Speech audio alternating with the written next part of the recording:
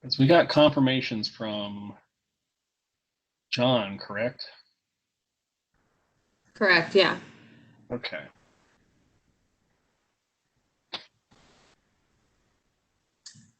Mr. McMurray is supposed to be here. Mr. Plumpy is supposed to be here.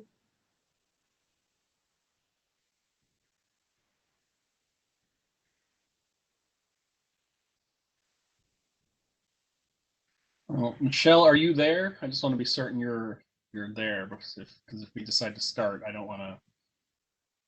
I am here, and I'm just realizing my video is not on, so I will try and put that on. That's all right. I just wanted to be certain. Yes.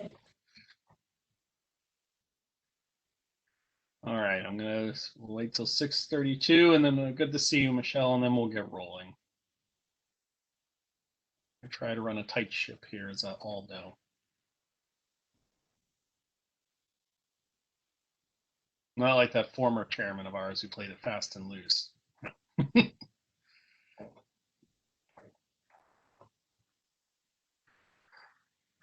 All right, well, not seeing anybody else, I'd say let's get things started.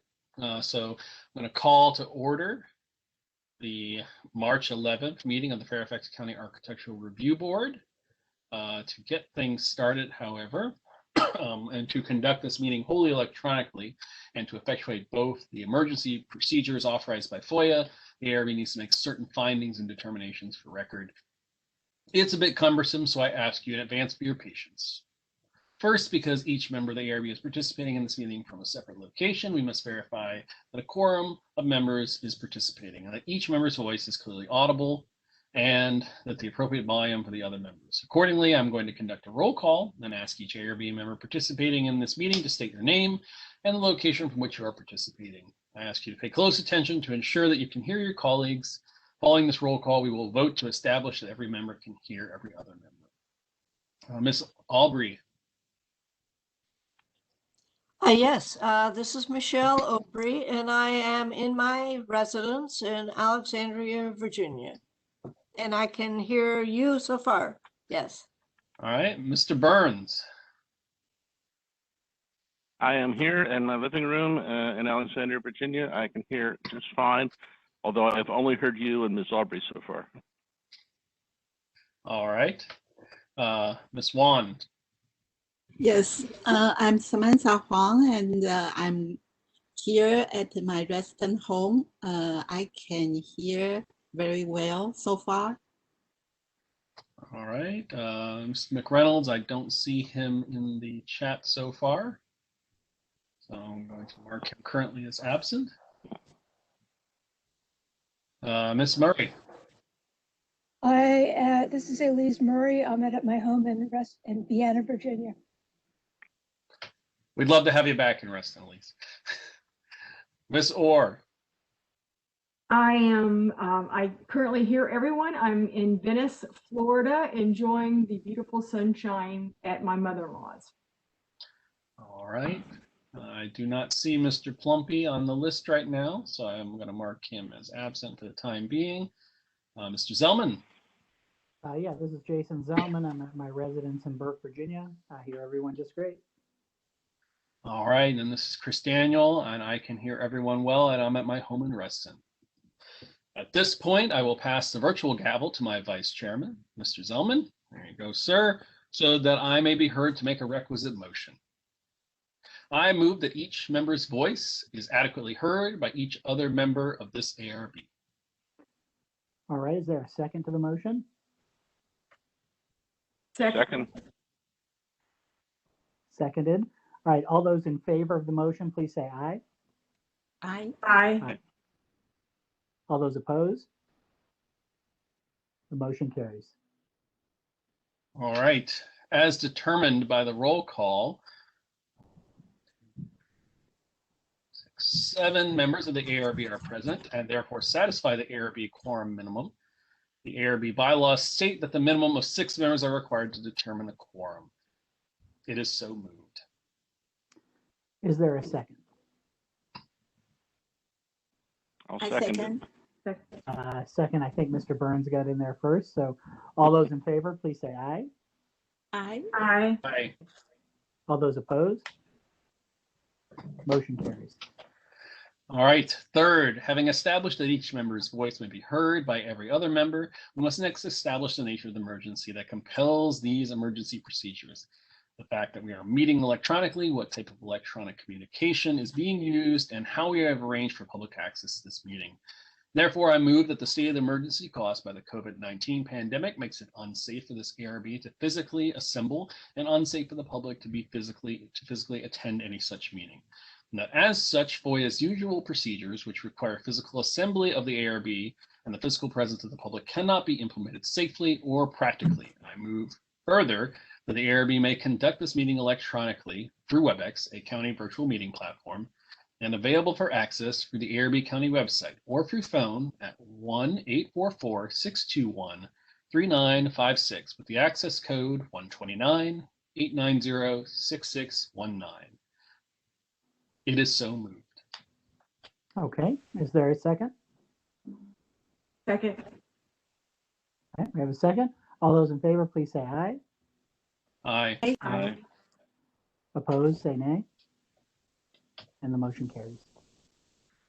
Finally, it is next required that all the matters addressed on today's agenda are statutorily required or necessary to continue operations and discharge this board's lawful purposes, duties, and responsibilities. It is so moved. Is there a second? Second.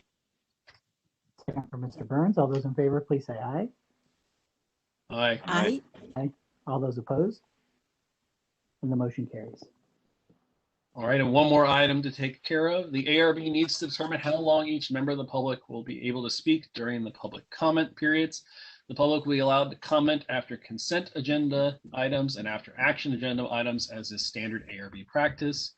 I move that each member of the public will have 3 minutes to speak. Okay, is there a second? I second. Second for Ms. Huang. All those in favor, please say aye. Aye. Aye. Opposed? Aye. Say nay. Motion carries. All right, I'll take my gavel back, sir. Thank you. Okay. 6 minutes, that's a pretty good pace we're setting for that one now. All right. Virtual meeting WebEx information. Nicole, is there any other information you need to share about the WebEx platform? I don't believe so. I think, oh, am I supposed to, sorry. Just to notify people that it is being recorded. So, and other than that, I think I'm good. I think you already got the numbers in. All right, excellent. Well, we normally kick off our ARB meetings virtually after we get through all the bureaucracy with the reading of our statement of purpose and intent of historic overlay districts. And Ms. Orr has politely agreed to do so. Historic overlay districts are created for the purpose of promoting the general welfare, education, and economic prosperity and recreational pleasure of the public through the perpetuation of those general areas or individual structures and premises that have been officially designated by the Board of Supervisors as having historical, cultural, architectural, or archaeological significance. Regulations within such districts are intended to protect against destruction of or encroachment upon such areas, structures, and premises, to encourage uses which will lead to their continuance, conservation, and improvement in a manner appropriate to the preservation of the cultural, social, economic, political, architectural, or archaeological heritage of the county, to prevent creation of environmental influences adverse to such purposes, and to assure that new structures and uses within such districts will be in keeping with the character to be preserved and enhanced. Thank you very much. Okay. All right. So following with that, to kick off any meeting, we have to approve the agenda. I would seek a motion to approve our agenda. Mr. Chairman, I would Mr. Burns. make a motion to approve the agenda as updated by Nicole yesterday, I believe. Excellent. All right, there's a motion. Is there a second? Second. Seconded by Mr. Zellman. All those in favor, indicate by saying aye. Aye. Aye. Aye. All those opposed by saying nay. All right, the motion carries. We have an agenda. All right, I look to introduction recognition of guests. Nicole, do we have any guests? I guess we now have Yeah. Laura as a guest, technically. Yes, so I was gonna say we have a couple staff members. We've got Laura Arsenault, branch chief for our group, and Denise Dressel, senior heritage resources planner from Department of Planning and Development, and then we also have Sarah Vonish from Trace Rings again. And I believe right. that's everybody besides applicants. All right, and I believe on the agenda I have that I hope is the correct one. We have no consent calendar items. All right, with no consent calendar items, we would move on to our items for action. I would remind all our presenters that for any new submission, you have 8 minutes, and for resubmission to 3 minutes. So please try to pace your time. Our first item is ARB 21 SUL 01, install illuminated sign over building entrance located at 3750 Centerview Drive. And the presenter for this is Mr. Gary Brent, I believe. Good evening, everyone. How are you? I'm doing great, sir. I'm coming from Bluemont, Virginia, in wine country. Nice to see you guys. Good to have you here. Do you have a presentation or anything that you are going to present, or is there something that staff should pull up for you? I do not have anything, so if staff has it, with my Apple Mac, we have yet to be able to figure out how with WebEx to illustrate our sign design package. Thank you so much. I appreciate it. This will take 8 minutes. So we're proposing to install one internally illuminated 48 square foot wall sign representing tenant J.R. Jenkins Restorations. This is they're occupying the Suite 100 first floor. This is right above their entrance.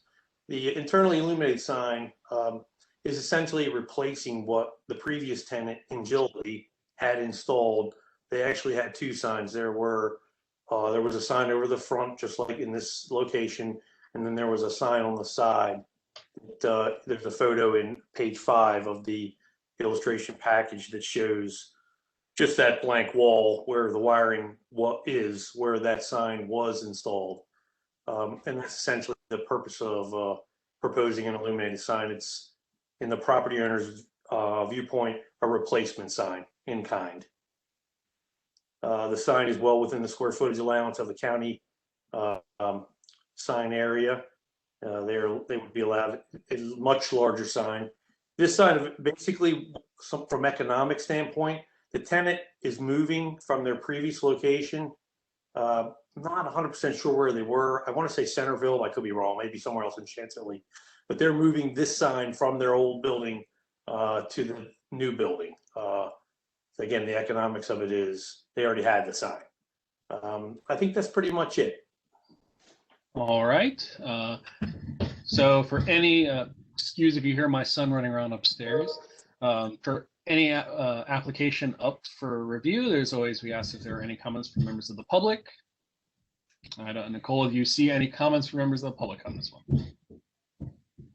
1 second. No. Kira, can you double check? Because I'm on the sharing screen, which it's harder to see. Sure thing, but currently I do not see anything in the chat or the Q&A. All right. It sounds like we don't have anyone from the public with any comments, so I'm going to go around the horn with our members here, starting with Ms. Aubrey. Thank you, Mr. Chairman. I have no comments to offer. I would approve it if it came for a vote. Thank you. All right. Thank you, ma'am. Mr. Burns.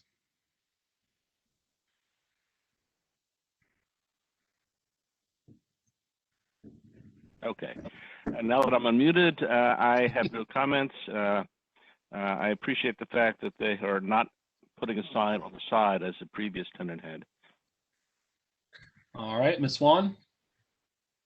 Mr. Chairman, I have no comment either. All right. Ms. Murray.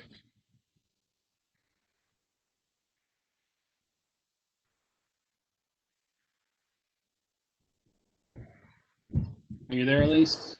Okay. Yeah, I am. I was just, the space bar didn't work to unmute. I have no comments. All right, Ms. Orr. It looks fine to me as well. All right, and Mr. Zellman. No comments.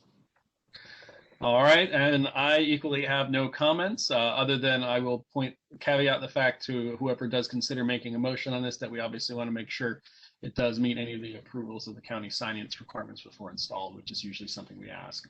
It sounds like you've already done the coordination, but we always make sure of that.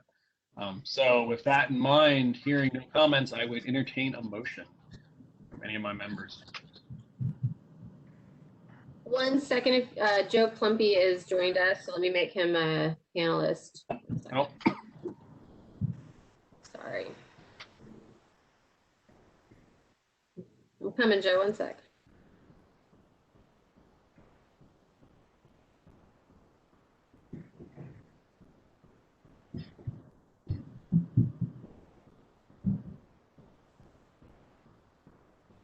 Sorry. Do we have them yet? Just got it. Sorry, it's hard once you're sharing to undo everything. Okay. Joe, are you there? Mr. Plumpy. I am finally here. A little agitated, but here. Sorry. All right, Joe, do you happen to have any Go ahead. comments on this first item? I didn't see it, so go ahead. All right. I'll abstain. I'll abstain.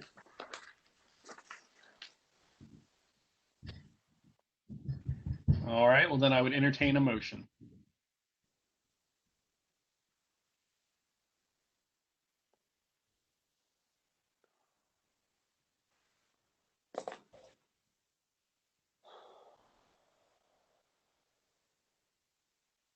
Anyone? Mr. Chairman, I would make a motion to approve this, but I do not seem to be able to find a copy of the draft resolutions. Nicole, did the draft resolutions go out to the rest of the folks? Okay, it sounds like they did not. Well, I would, Mr. Chairman, I would move that we approve the item as presented, inconsistent with our past approvals. All right, is there a second? I'll second. I'll second. All right, I heard Ms. Orr seconded. Might I offer a friendly amendment to that, John? Might I suggest you call it ARB 21 SUL 01 in your amendment, and that you note that the applicant must ensure the sign permit approvals are obtained before any new signage is installed. Okay, that would be fine if it's fine with the, well, why don't I just restate it? Mr. Chairman, I move that the ARB approve ARB-21-SUL-01 to install an illuminated sign at 3750 Centerview Drive. And the condition is that the sign must comply with all the relevant Fairfax County ordinances. All right. Is there a second? I'll second.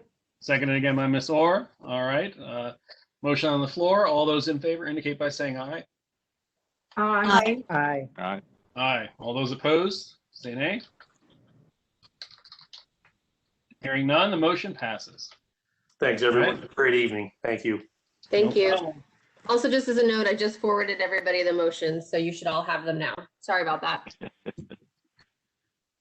Things you learn. I'm sorry about that, everyone. Nicole even asked me if there was anything she should do, and I had just assumed that they got sent to all of you. So here I am sitting with all the keys to the palace saying, will someone open the door for me? To be fair, you can't see who I sent it all to, right? So that was a fair assumption. You know what happens when one assumes. All right. So let's move on with our agenda. We move on to the next item, ARB 05 LFK 02, Amendment 2, Proposal for Landscaping to a Single-Family Residence Dwelling located at 1000 Dog Hill Lane. This is presented by Mr. Jay Graham and Mrs. Mila Antov. And Mila, you're a panelist now.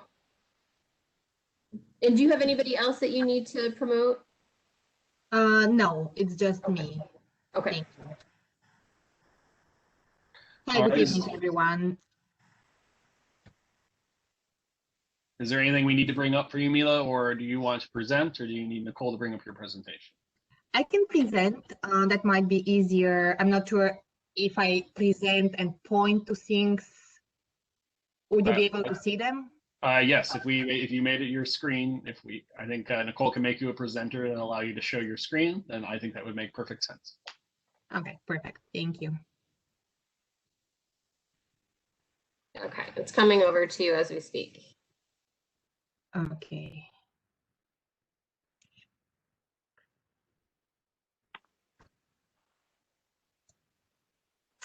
Can you see the PDF, Schrader residence? Yes. Yes, we can. Okay, great. So I just want to clarify, do I have 3 minutes? Is that? Yeah, what I would just suggest is try to move as quickly as you can to walk through what the changes were. I'm not timing you at this current moment. Okay, okay. You're all right. I'm gonna scroll quickly through some of the things are repetition from when we met earlier in mid-January when we presented the project as a workshop item. So I'm gonna quickly scroll through. The project is located in the Langley Fork Historic Overlay District, 1000 Dockhill Lane.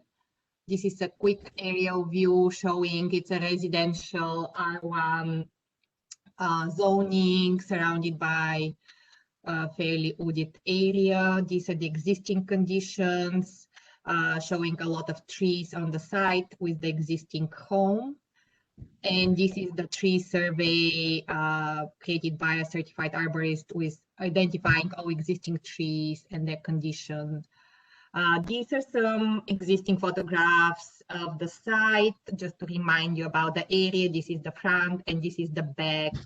And so there is a proposed solarium that was created by Widman Architects, and that was approved as an action item in September 2020. And it's gonna go in approximately this location here.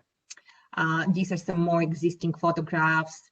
And the important thing to note or remind you, this is an existing tulip poplar that has tremendous root zone area, structural and critical root zones that were taken in consideration as we developed the solarium and the site walls on site. This is the plan that we slightly modified, and I will go over the modifications in a little bit. But again, existing house, proposed connection to the future solarium, 2 site walls here. This is just flush paving. This is the tulip poplar that is quite large with large root zone area, proposed stone terrace with a little bit of planting, breaking up the paving, the lawn stairs kind of leading you up to the focal point of the site, this fountain that was modified based on the feedback we heard from the last time. And then some existing retaining walls here and a little nook niche area to create a focal point as you're looking up from inside. These are the views that we showed you before. The design has changed a little bit, but just to remind you again, the lawn stairs with the fountain in the background and the solarium on the side. This is the current proposed plan for the solarium, the connection to the house, and the plan with door exiting basically to some side stairs that are leading also to the fountain. And these are, you will see key plans on the upper left-hand corner, identifying where the view is taken from. And this is the east elevation of the solarium. This is the north elevation, and this is the west elevation. This is depicting a section, and the importance of this section I will get in a second, but it's showing trench drains that are incorporated, if you will, at the base of the solarium to accommodate some of the rainwater collection. And I will show the grading and drainage diagram in a few pages. These are sections, solarium, site, wall, proposed grade. This is the large tulip poplar property line, and you can see the extensive root system, suggested extensive root system, and how some of these site walls help keep the grade around the solarium. Oops. Another section. So this is the last time when we presented, we were asked to show construction access and stockpiling area. And so we use this diagram to basically show that there is an existing site wall here and here, existing stairs here. And so basically, and this area here is much lower than this one. There's probably about, I would say, 8 feet or so of grade change. So the idea is the existing wall will be demolished in order for construction access to happen in this area. So because this is the driveway. So this is how the site will be accessed for the construction of the solarium and the surrounding garden. And this area here is the approximate stockpiling zone.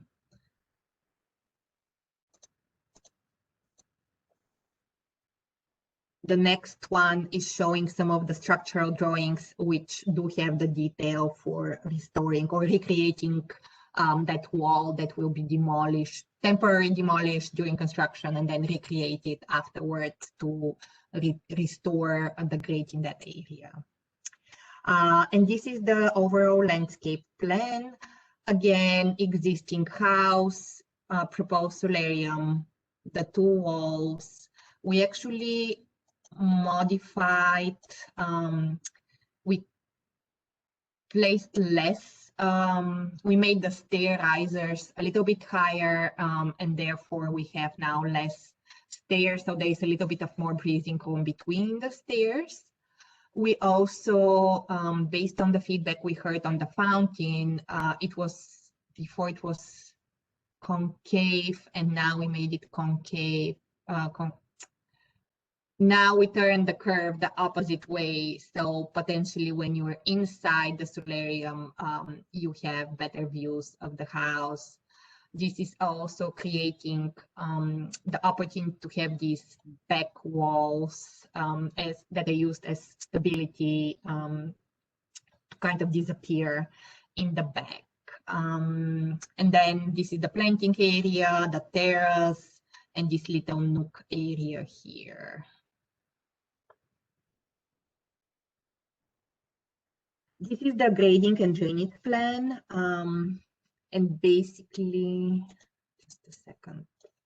Okay, so we're collecting in some of the planting areas, we have these plant drains, which are these square, blue squares. And then the dashed blue lines are underground pipes that are collecting in the water from the different drains, surface drains, and they're going this direction. And these are, if you recall the section that I showed of the solarium, these are trench drains at the base of the solarium that are accepting the rainwater coming on site, because we have the slope is sloping towards the solarium. Basically, it's sloping towards the house, and some of the proposed planting will absorb this water. However, we're in some, like for example, here we're adding underground perforated pipes to make sure that the water is adequately collected on site at different intervals to prevent overflows and flooding the terrace. And so all these pipes are connecting underground and going this way, coming out again underground through or under the driveway and coming to this existing storm inlet. So with this, in close coordination with the civil engineer on the project, CAS Engineering, we have determined that this will be a great solution to deal with the grading and the drainage and prevent any runoff. This is the proposed planting plan. We have a quite extensive planting palette that uses a lot of this vertical layering, which I think I mentioned before, but basically having canopy trees, lower flowering trees, shrubs, high shrubs, or taller shrubs, lower shrubs, and the perennial and ground cover layer to be able to support wildlife habitat, to provide pollinators, and to create interest throughout the seasons. We are using a lot of native plants, such as redbud, oak leaf hydrangea, dogwood, ikea, some native pachysandra. We are using some non-native evergreen shrubs, such as boxwood, to create more structure in the garden, and a lot of bulbs to get this pink splash of colors.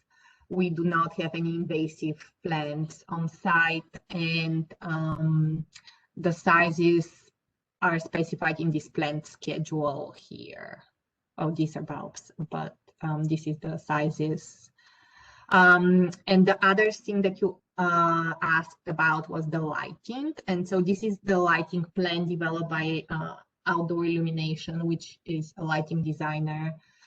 And I will walk you through the plan. Basically, the idea is that we light very gently around the house. And as you can see, there's, other than this up light, there's no lighting at the perimeter to avoid any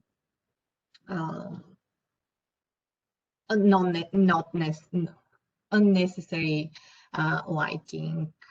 So these here are path lights, which I will show you in the next sheet. There are some examples here of what the light effect is, but the next page we will show the cut sheets, and I will get to those in a second. The main trees flanking the central lawn stairs are uplit, and this will be the light around these stairs. The fountain will be uplit as well, with underlight lights. These stairs, because we have the cheek walls on the side, they have step lights, wall lights inside. These here are showing down lights. So this is because this is up. So this the terrace at the base of the house is lower, and this is sloping up. And this is an existing tree. So we are taking this opportunity to hang down lights and create soft light down in the garden on this higher point. There's some more path lights in this area, some more wall lights here. And in this little niche area where we have the wall as a background, we're using wall wash lights. It's these three guys here. And then we're proposing a urn as an accent piece in the garden, and that will be uplit similar or same light as the uplight for the existing tree here. So here you would create a nice wash on the wall behind the urn, but then an uplight of the urn itself as well. And so going to the cut sheets, this is the path light. So it's very minimal, very soft light on the paving, just to make sure everybody's safe. This is the uplight. This is the small wall light in the steps.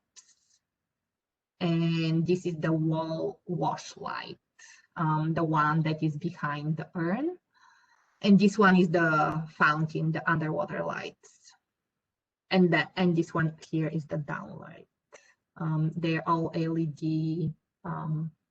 And then I guess I will just go through and then answer any questions. These are details that we developed for the hardscape, showing different sections, plans, profile of the installation. This is a section of the stair, elevation, section of the wall, site wall around the solarium. These are the lawn steps section, precedent image to support or to be just useful during construction. And this is enlargement of the fountain. So this is the plan. This would be the stairs coming up, the lawn stairs. That's an elevation. This is how the fountain would look like and / feel like in terms of dimensions. In elevation, this is a precedent image. So all these different lines are showing this textured wall with stone, and the water will just be spilling down gently in that basin around the fountain. This is showing a section through the fountain, and I will zoom in a little bit. So these are these irregular stone that create this nice texture and also create this play of light and shadow. And then this is how the water would spill down, and this is the basin. And we're working with the fountain designer to specify the pump and water circulation. This would be the potential area for the vault where the pump and the water or the fountain equipment will be stored and hidden. So that's why this like backing or turning the wall that way accommodated for that. In terms of material, just to remind you, we showed this before, but the stone will be, the stone for the walls will be the same stone used in the architecture. For the terrace, we're proposing natural blue stone, natural clad blue stone. And these are some precedent images showing some of these flash paving bands, the long steps we saw earlier, and the precedent images for the fountain, with this one being the most accurate or the closest one to what we're proposing. And with this, I will open it to questions. All right. Well, first I'll ask Nicole, or if there are any members of the public that have any comments. Not at the moment. And just to reiterate, if there is anybody in the attendees or list, just enter it into the chat or the Q&A, and then we can unmute you if you have a question, but nothing so far. Hearing none so far, let's go through the lineup. Ms. Aubrey. Thank you, Mr. Chairman. I would like to thank the applicant for all of the presentation. The homeowners clearly have spent a lot of effort and time and clearly a lot of money to develop a plan that they would be satisfied with and enjoy. It's a beautiful plan. It seems to have no effect on the historic properties of the historic overlay district that they're in. And so I would approve it as presented, and I have no comments or questions for them. Thank you. All right, thank you, ma'am. Mr. Burns. I would echo what Ms. Aubrey said. I would compliment the presenter on the quality and professionalism of your presentation. And like Ms. Aubrey, I'm impressed with the quality of the proposed work. All right, Ms. Wan. Yes, thank you for the presentation, and I have no further comments. All right, Ms. Murray. I wish to say ditto to my predecessor's comments, and I have nothing to add. Ms. Orr. Thank you for your hard work, and nothing more to add. All right, Mr. Plumpy. Yeah, this is Joe Poppy. Mila, great presentation, great design. Tell Jay hello for me, and it looks great. I hope to have you come back for pictures of how it's all installed, just as a information purposes. But great job. Thank you. All right, Mr. Zellman. No comments, thank you. All right, and I equally agree with my colleagues. I have no comments at this time, and so I would look for a motion, and hopefully my colleagues now have motions that they could bring to me. Mr. Chairman, Mr. Zellman. I would move that the ARB approve ARB 05-LFK-02 amendment for the proposed landscaping enhancement around the solarium located in the Langley Fork Historic Overlay District, located at 1000 Dogue Hill Lane, tax map numbers 22-3 /08 004A, as submitted and presented at the March 11th, 2021 ARB meeting. Upon review of the materials, the proposal is found to meet the requirements of zoning ordinance 7-200 historic overlay districts. All right, we have a motion. Is there a second? I'll second that, please. All right, seconded by Ms. Albury. All those in favor indicate by saying aye. Aye. Aye. I, Aye. All those opposed indicate by saying nay. Hearing none, the motion passes unanimously. Thank you very much, Ms. Anatova, and we look forward to hearing about the success of this project. Thank you so much, everyone. I appreciate your great positive comments and feedback, and thank you very much for your time. Thank you. Thank you. All right. Have a nice evening. Next item on the agenda is ARB-21 WEL-01, proposal for a new Wellington at River Farm Historic Overlay District. This is located at 7931 Eastern Boulevard Drive in Alexandria, Virginia. Applicant is proposing a new historic overlay district known as Wellington River Farm. This will be presented by Miss Laura Arsenault. Thanks, Chris. It's weird being on this side of the table. Imagine. A little Twilight Zone action here.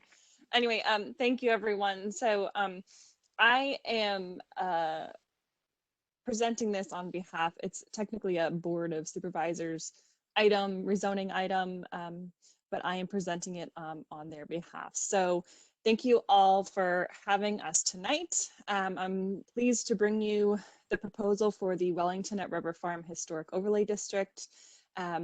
Within this proposal, there's 3 different zoning applications that are included. There's a plan amendment, there's a zoning ordinance amendment, and then there's a rezoning. So I'm calling it the planning trifecta of cases here. Nicole, if you go to the next slide, please. Thank you. The subject property, Wellington at River Farm, is located at 7931 East Boulevard Drive in Alexandria within the Mount Vernon District. On November 17th, 2020, the Board of Supervisors requested that staff analyze the feasibility to create a historic overlay district on the Wellington property. In response to this authorization, staff has developed an analysis report to determine if the property has historic significance, along with a comprehensive plan amendment, zoning ordinance amendment, and a board zone motion for rezoning to add the historic overlay district boundary to the zoning map. In addition, staff is working with each to traceries on design guidelines that will accompany the information above. Draft design guidelines were included with the staff analysis in the report that you received earlier. However, the approval of the final design guidelines lies with the Architectural Review Board. Next slide, please. The 27.58 acre property is currently planned for private recreation and is zoned R2. There's a governing special exception on the property for a public benefit association, and the property is owned by the American Horticultural Society, but is up for sale. This site is located among residential uses. It is bounded by, on the north, by the Wellington subdivision, which is zoned R2, is bounded on the east by the Potomac River, and to the south by large residential parcels, also zoned R2. The property is accessed through a long driveway from East Boulevard Drive. resource protection area is also located along the eastern and northern property lines. Next slide, please. 2 conservation easements are located on the property as shown on the map. A National Park Service easement about 2.2 acres in size is located on the western portion of the property to preserve the viewshed along George Washington Memorial Parkway.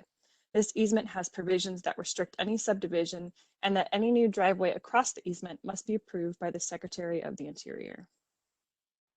A second easement owned by the Virginia Outdoors Foundation is located on the eastern portion of the property and is approximately 8.15 acres. The easement restricts the subdivision within the boundary as well as restricts the construction of any structure or any modification of the topography. The total area that is unencumbered by the easements is approximately 17.23 acres. However, some of that area is included within a resource protection area. Next slide, please. Staff focused on 3 time periods of the property. The first being the George Washington land ownership, the ownership of the property by the Matheson family, and the ownership of the property by the American Horticultural Society. George Washington purchased the River Farm property in 1760 and gave a life estate on the property to Tobias Lear, his personal secretary. Lear lived on the property until his death in 1816. In 1859, Washington's heirs sold the property to the Snowden family. The Washington ownership is significant for the distinct impact and influence the Washington had on the founding of the United States, and this property exemplifies the personal local family ties of the first president of the United States and their impact on the land within Fairfax County. The second time period we focused on Malcolm Matheson. He purchased the property in 1919 and owned it until 1973. Mr. Matheson made the modifications to the property in the colonial revival architectural style that are present today, including the symmetrical facades, rectangular floor plans, and pedimented entry porch supported by columns. Many of these features can be seen on the main dwelling at Wellington, on the ballroom addition, and on the carriage house and caretaker's house. The Matheson family ownership is significant due to their local ties within Fairfax County and for the modifications they made to the property. The last period of significance was the last period we focused on was the period of ownership by the American Horticultural Society, which purchased the property in 1973. The main house was refurbished after the Horticultural Society acquired Wellington, and AHS modified the landscape in keeping with their purpose of promoting horticulture and the conservation of the county's natural plant heritage. Modifications by the Horticultural Society include a 1981 orchard, a 1983 children's garden, and a meadow developed in the early 2000s. The purchase by the American Horticultural Society provided an opportunity for the property to become a park-like amenity for the local community. Staff has determined the period of significance for the HOD should be between 1919 and 1973, when the Matheson family owned the property. The Matheson family renovated the property using the colonial revival architectural features and constructed additions and outbuildings during their tenure. Most of the buildings retain historic integrity and are largely unaltered since the Matheson ownership. Therefore, staff has determined the prominence of the features of built environment should be the defining characteristics of the historic overlay district. However, county archaeological staff has determined there's a moderate to high probability for the presence of both historical and prehistoric archaeological resources on site.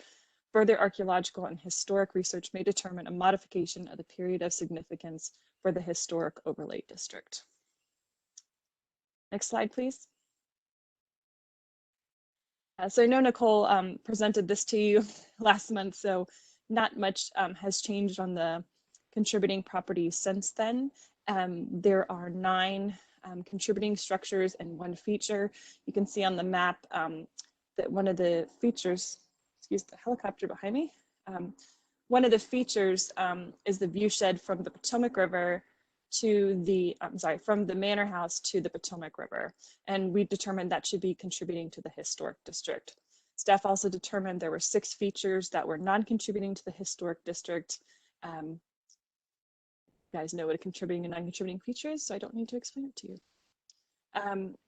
And next slide, please. The Manor House at Wellington is the picture on the top left of your screen. The ballroom and caretaker's house are both made of brick with the colonial revival features, and the bottom left picture is the view from the Manor House and its contributing view shed. So all these are examples of contributing features and structures on the property. Next slide, please. So now we get into the kind of administrative part of this historic overlay district. We start with the comprehensive plan amendment, which is mainly editorial in nature, and there's no proposed change to the underlying plan use, which is currently private recreation. The comprehensive plan language lists the Wellington property on the county inventory of historic sites and encourages its preservation. So the modifications to the plan would include updating the inventory listing to denote the historic overlay district boundary and adding the boundary of the historic overlay district to the comprehensive plan map. Next slide, please. The zoning ordinance amendment portion will create new regulations with the emphasis on the protection of the existing features of historic significance within the proposed historic overlay district. In evaluating the type of land uses to be permitted, staff reviewed the list of uses currently allowed in the underlying R2 district by right, that were by right, by special permit, and by special exception to determine which uses would be appropriate in the proposed historic overlay district. Based on this review, staff proposes to continue allowing all of those uses. The uses currently permitted by right include single-family detached dwelling and public uses, which include structures or uses exclusively for public purposes by the federal government, Commonwealth of Virginia, or Fairfax County. Single-family detached dwellings could potentially include the subdivision of the land that is unencumbered by the existing easement. However, any subdivision of this land area would still require review for compliance with the zoning and subdivision ordinance, including minimum lot size, minimum street frontage, maximum density, shape factor, and access. If the HOD is created, the subdivision will require A or B review and recommendation. Next slide, please. Staff also proposes to allow the Board of Supervisors, with input from the Planning Commission and by approval of special exception, any special permit or special exception use permitted in the underlying zoning district, subject to use limitations applicable to those uses. These uses include, but are not limited to, antique shops, art and craft galleries that currently require a special permit approval, as well as bed and breakfast. Staff believes this will allow the board to consider appropriate uses through approval of a special exception with standards that will preserve the existing character and neighboring properties. Given the proposed historic overlay district location, staff proposes an additional use limitation to reduce the potential impact of the surrounding and adjacent residential properties, which includes all off-street parking and loading spaces will be required to be located outside the minimum required side and rear yards unless modified by the board. The board may also impose additional conditions and restrictions as it deems necessary. The proposed limitations include a requirement that any land use by the board on the property demonstrate that the use, including any new development, will be in harmony with the district's specific purpose and intent for the historic overlay district and be compatible with the structure, historic site, and surrounding properties. Lastly, the bulk regulations for the underlying zoning district and the zoning ordinance limit the maximum building height to 35 feet for the single-family dwellings and 60 feet for all other structures. Given that the main structure on the property is approximately 33 feet in height, staff proposes to limit the maximum building height of all structures to 35 feet. Well, next slide, please. If the board adopts this proposal, we are looking at implementing the proposed standards in the current zoning ordinance. In addition, if ZMOD or the zoning modification effort currently underway gets adopted, staff is recommending the special exception approval by the board be replaced by the special exception approval for a new use called alternative use to historic buildings in ZMOD. The alternative use of historic buildings would allow the board to approve a special exception to permit any non-residential use within any structure listed on the county inventory of historic sites with the intention to incentivize the preservation of historically significant sites. Similar to the standard that will be proposed in the zoning ordinance, any non-residential use would be required to be compatible with the surrounding residential neighborhoods. Staff is recommending the board adopt the proposed amendment language provided in the current zoning ordinance format to be effective the day after adoption. However, due to differences in the format structure in the language provided and the current zoning ordinance amendment, staff recommends the board adopt the amendment language provided in the ZMOD format as well. Next slide, please, Nicole. The rezoning application is part of the series of actions required to establish the boundaries within the Wellington at River Farm Historic Overlay District. Since HODs are zoning districts, the establishment of the Historic Overlay District requires Board of Supervisors approval of rezoning application to rezone the property and amend the zoning map to create boundaries of the Historic Overlay District. The rezoning of a property to an HOD does not change the underlying zoning, but makes the property subject to the Historic Overlay District's provisions in the zoning ordinance and ARB review. Next slide, please. So with that, I'm going to pass it over to our consultant, Sarah Vonish with EHT Traceries, to give an overview of the draft design guidelines that we're working. Thanks, Laura. And Nicole, if I could share my screen. I have a brief presentation. No problem. Let me just make you.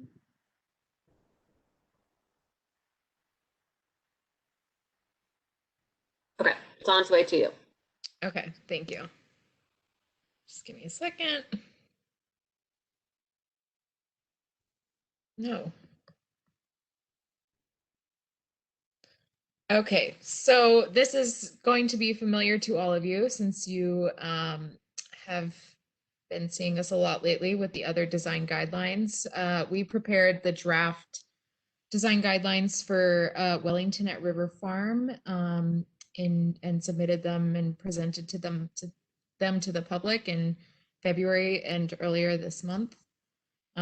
The content of the design guidelines is consistent with that and all of the other guidelines you've seen so far, starting with an introduction to the design guidelines, overview of the history and significance of the potential HOD, what is included in the HOD, including the boundaries, the contributing and non-contributing resources, as well as the character defining features.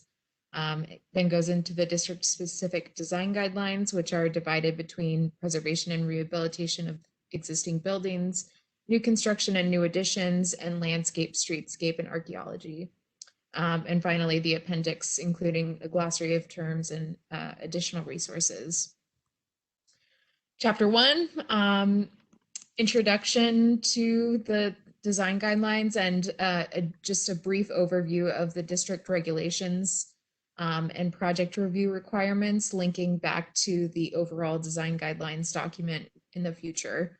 And then just how applicants can expect and users of the document can expect to use the guidelines and the information included to present and bring projects forward to the ARB.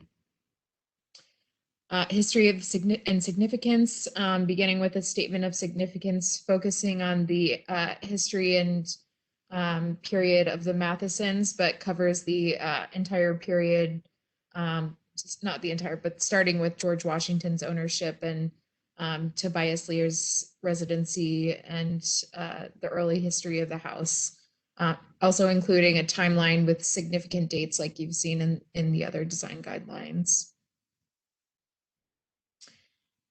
The Historic Overlay District overview includes the same maps and photos and photo keys, discusses new development and development potential within the HOD, talking about the easements that Laura mentioned earlier, future zoning in the HOD, the boundary, and then going through the historic contributing and non-contributing resources, including both landscape and built resources. And then a summary of the character defining features. And the design guidelines are consistent with the Secretary of the Interior standards for rehabilitation, identify recommended and not recommended treatments and actions. As always, the preservation and rehabilitation guidelines address general maintenance and strategies for preserving the existing buildings, and outlines a treatment hierarchy, beginning with minimally invasive actions such as repair before moving on to replacement. New construction and new additions focus on recommendations for inserting new development in a manner that is compatible with the Wellington Historic Overlay District and the materials and architectural features that you see in the potential HOD. And then landscape, streetscape, and archaeology. Obviously, landscape is a critical part of this potential landmark. So it identifies the important trees and landscape elements that are to be preserved or should be preserved moving forward, and then guidelines for preserving the gardens and natural landscape, as well as how to appropriately approach any archaeological resources, hoping that archaeology will be a next step in this process. And Laura already went through all of this, but here you see the built resources and the character defining features and materials common. You have the stucco over masonry original building, along with the brick and wood frame additions, later on additions, and then the latest garages. The map on the left kind of shows you the developments made by AHS in their period of owning the house, beginning in the 70s. And then here you see some of the important landscape elements, including the formal walled garden, the Osage orange tree. I'm not sure I say that correctly, Osage or Osage orange tree, and the other gardens. And that's it. And of course, the view to the Potomac River. So that's all I have. I'll push it back to Laura.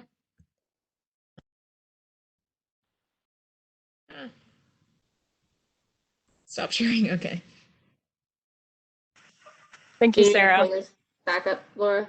Yeah, if you wouldn't mind, I just have a couple more slides.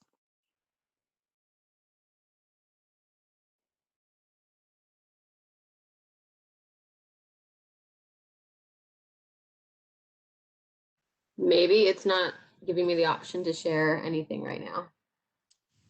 I think Sarah's still the presenter. Oh, I got it. There it is.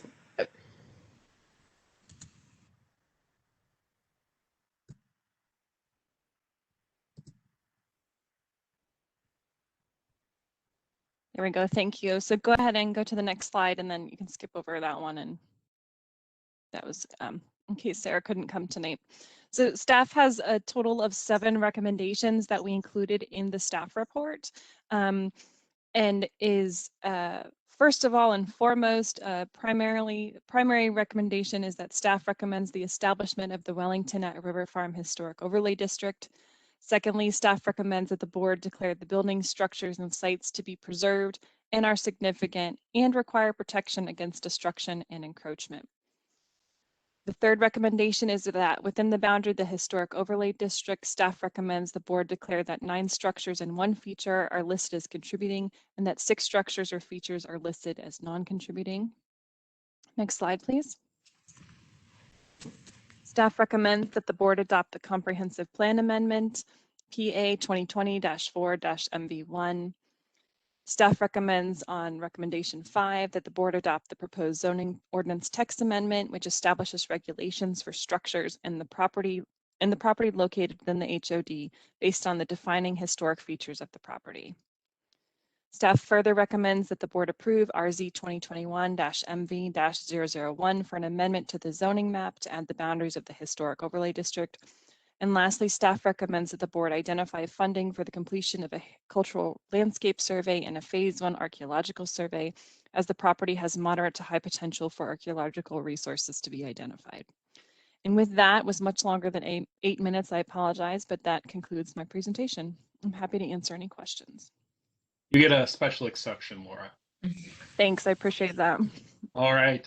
So Nicole asked right now, does it seem like we have any comments from members of the public on this motion? Let me see. I don't see anything in the chat or the Q&A.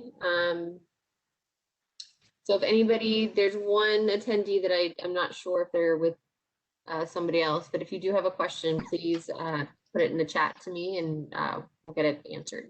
All right. Well, while we monitor for that, obviously, if any member of the public does have a comment, please communicate in the way Nicole indicated, and we will allot you your 3 minutes to raise any of your views. For the time being, though, we'll go around and let board members put their questions to Miss Arsenault so she can get a taste of her own medicine now, being on this side of the table. So, Miss Aubrey. Thank you, Mr. Chairman. I appreciate all the effort that has gone into the collection of data and the creation of all these documents. It's much faster than, I mean, my tenure on the board includes only the revision of Centerville. And I know we spent the board itself spent a huge amount of time, and we had public meetings about it. And so this is really amazing to see it happen so quickly. I do have two concerns, and one I have expressed before, and that is the limitation in the period of significance, because I think it should be beyond just the period when the Mathesons owned the property. I mean, there are many, many historic structures, or many structures in the county that some family that had great, participated in doing great things for the county did. But that doesn't necessarily make it a historic property to be in a historic overlay district. But in this case, I mean, the real reason is because it harkens back to George Washington, and then had the American Horticultural Society own it. So, I mean, it's much more than just the Matheson property. And I realize you're including encouragement of additional studies to look at those things, but I do think it would be good to reconsider the period of significance. The other thing I noticed when I've read through for the first time the draft Historic Overlay District guidelines, my very first reaction before even reading page 1 was, why are all of the 4 Historic Overlay District documents we've already looked at 62 to 64 pages, and this one is like 110? It was like, whoa, what is going on with this proposed Historic Overlay District that warrants all of this detail, and much more detail than is being required in existing historic overlay districts. And I don't know what that is all about. But I did find it quite amazing to see 62 pages, and then all of a sudden you have like 110. And it just didn't, it seemed so much overload that there was something not quite right about it. And I'm not sure. I mean, I would leave it to the architects because a lot of it is architectural, but is all of that level of detail really necessary? So I guess I'll leave it at that.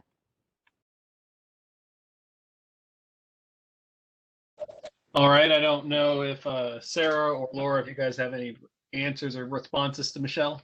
Sure. Oh, go ahead, Sarah. Okay. No, Laura, you can go. Start with question 1. Yeah. So the limitation in the period of significance came for a number of reasons. Obviously, you noted the expedited time of this historic overlay district. We have 2 other historic overlay districts that have been almost 3 years in the running, and this one's happening in 6 months. So we really kind of looked at what was there on the built environment. And when we started, there was some inaccuracy in the information we found with the dating of the original property. So on the inside, it said one of our sources said it dated to 1790, but we knew that was a little bit inaccurate and couldn't confirm it. So that's why we didn't put the period of significance to the George Washington time.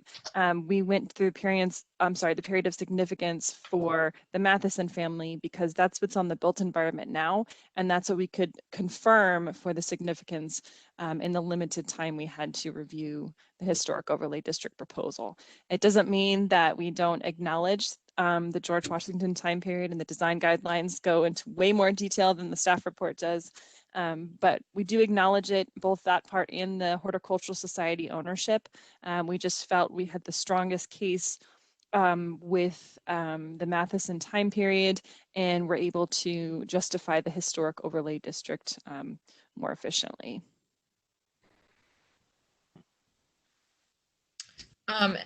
And then for the design guidelines, for the existing design guidelines, we've largely been adapting and updating the existing guidelines to include images and make it, bring it up to date with the Secretary of the Interior standards, include recommended and not recommended actions instead of more prescriptive requirements within the guidelines. And as part of the new HODs that have come forward, what we've included that may not always be in the others are a lot more recommendations for material treatments. So for this one specifically, we have, recommended treatments for the brick and stucco, which are included in the others a little bit more generally, but not as specific. So I think that's where some of the length comes in. I do recognize how long that can be for a user. So if you think we need to pare back on the content, that's something we can talk about.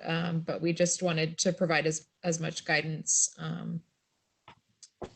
as we thought would be valuable for the new HODs going forward. I do think, just an observation before we go to our next part, Mr. Burns. I do think you all had a lot more access to this property too, compared to some of the other HODs. So there's a lot more photographs, I would just note. It's a lot more meat in the document. And I feel like a lot of our other guideline documents have less detailed photography than this one does. That's just an observation. But I won't, it's not my chance to talk. I will turn it over to Mr. Burns. Okay, I do have a number of questions, some for Sarah, some for Laura. But let's start with the ones for Laura. In the 7 items that you said that the board wants to approve, one of which was to prevent encroachment. And I'm wondering how, without any buffer around it, you can prevent encroachment. That's a good question. So the prevent encroachment, we decided not to include a buffer within the historic overlay district because we felt there was an adequate buffer as it currently stands because it was such a large property. And we were not, the guidance that we had was to only look at the river farm property. And that's kind of what we were charged with.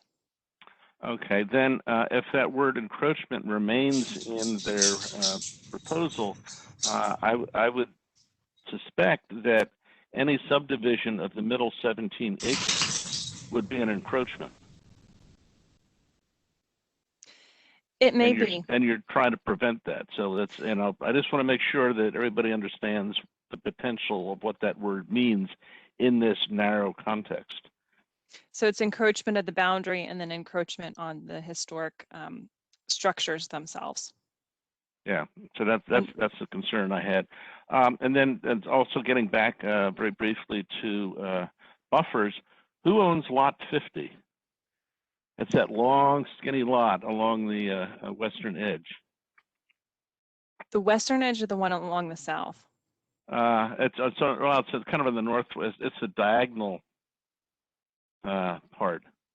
Oh, the one to the north is owned by the Homeowners Association of the Wellington I'm sorry, the Homeowners Association of the Wellington subdivision. So that's not a buildable lot from what it appears. Correct. Okay. Just want to make sure about that. Okay, moving on to my questions for Sarah. In the design guidelines, how on earth did you get that aerial photograph that showed the house in Washington, D.C. in the background being under the fly zone coming into National Airport? In the presentation, or is it in the guidelines? It was in it was in your presentation tonight, Yeah, or I've also in the thought it's in the guidelines. I didn't put it in the design guidelines. I don't think. Okay. I put it in the presentation. It's from the real estate listing, so I don't know if I have permission to use that, but I don't know how they got it. They clearly Probably had a a drone or drone. something. Yeah, they had a Okay. drone, I'm sure. Okay. Not allowed, Wow. probably, but Not yeah. allowed. Not allowed. Okay. And then you mentioned that you included in the design guidelines the Secretary of the Interior standards for rehabilitation.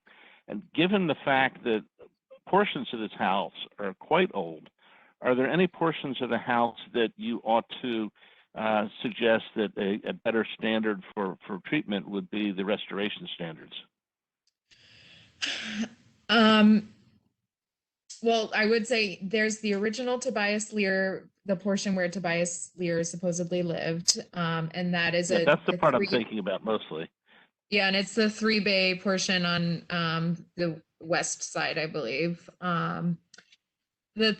I don't know if the restoration standards would work. The building was extensively modified structurally and interior finishes and features when the Mathesons came in and renovated the property and made their additions.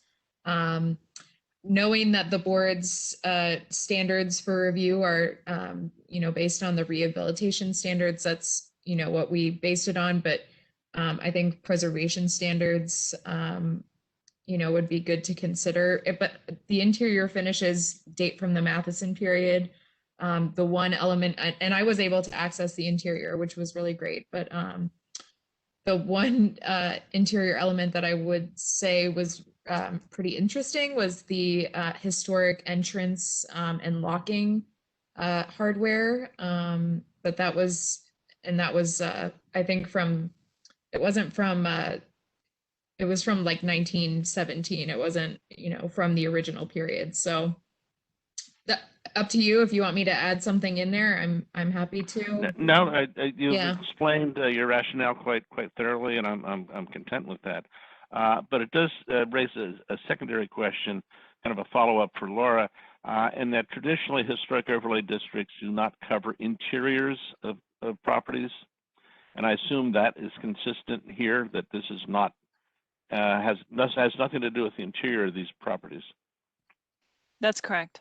Okay. Those are my questions. Remarkable work, done very quickly, and seems very thorough and professional. My compliments to you all.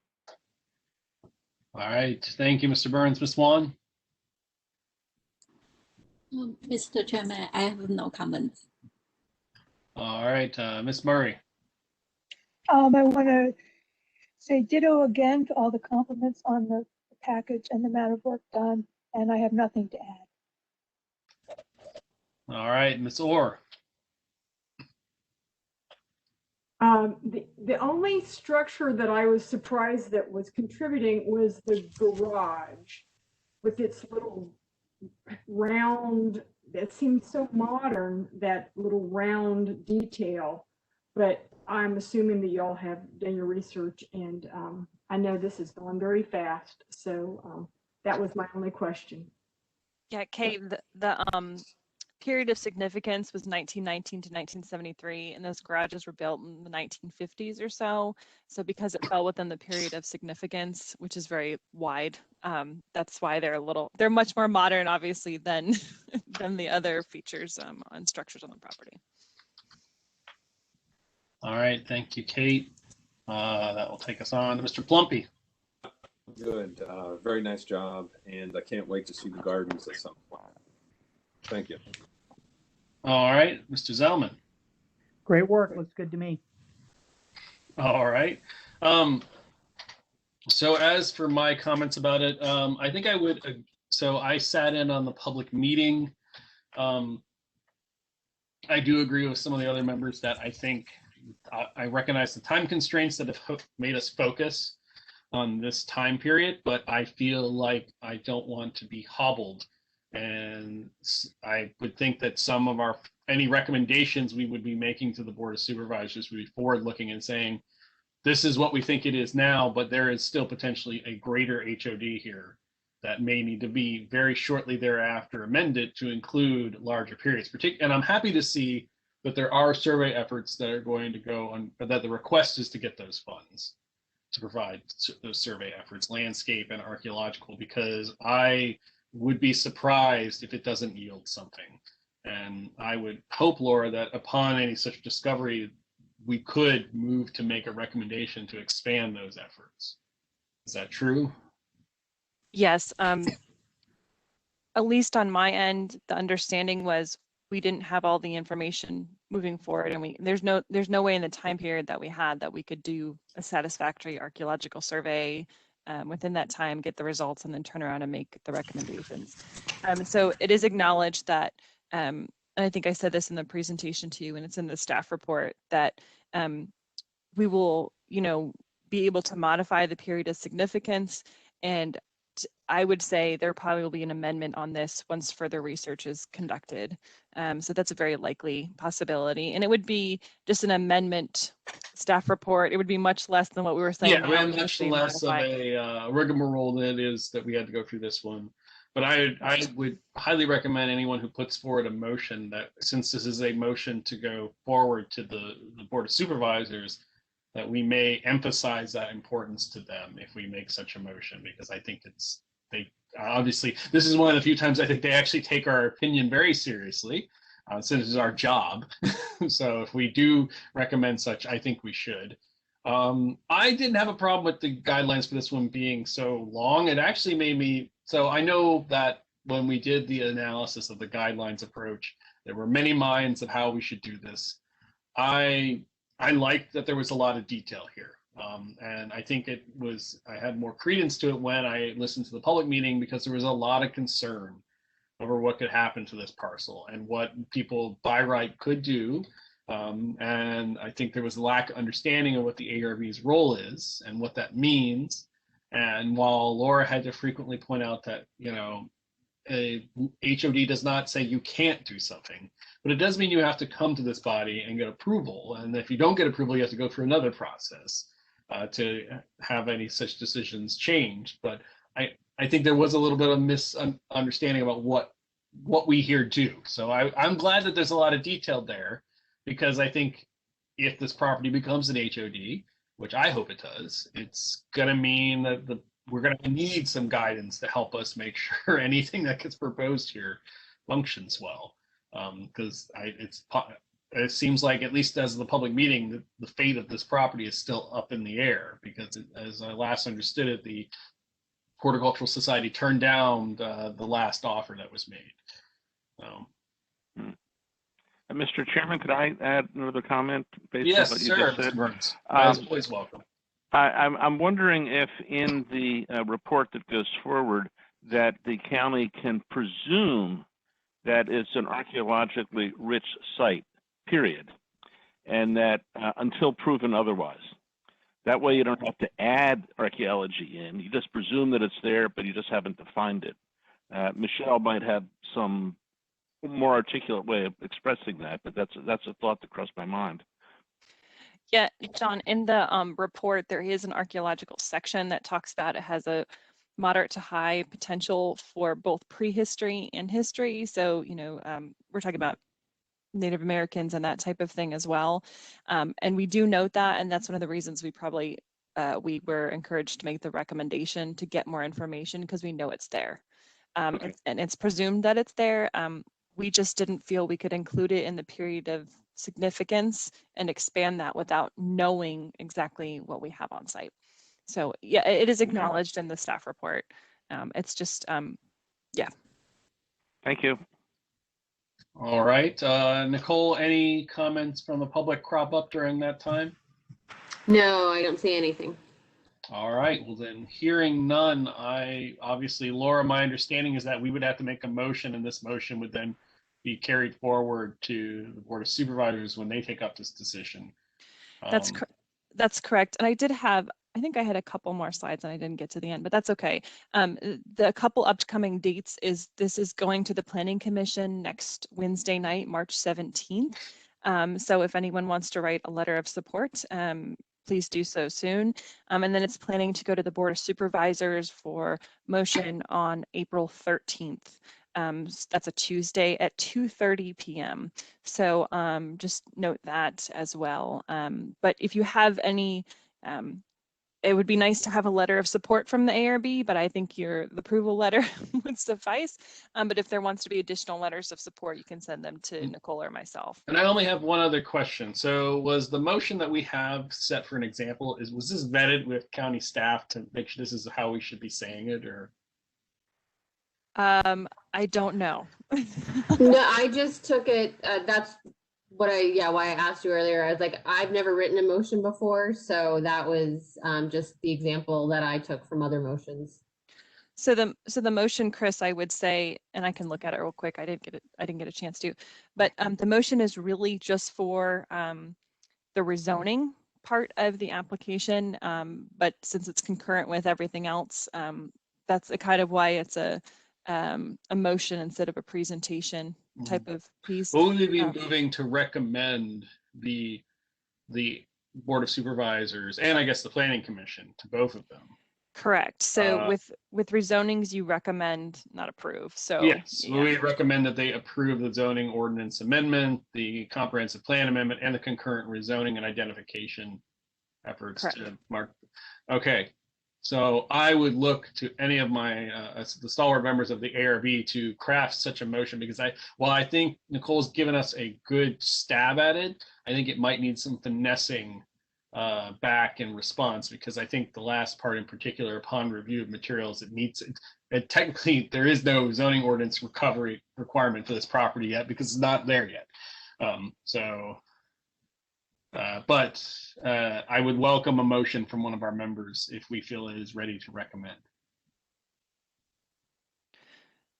Chris, I would just say change the motion to recommend approval instead of approval, and then concurrent rezoning with the identification of the contributing and non-contributing structures. That should be fine. Yeah, and then just take out the last part because obviously, like you said, it's not within a historic overlay district. But if someone else wants to craft another one, that's fine too. Any members want to make a motion regarding a potential new historic overlay district?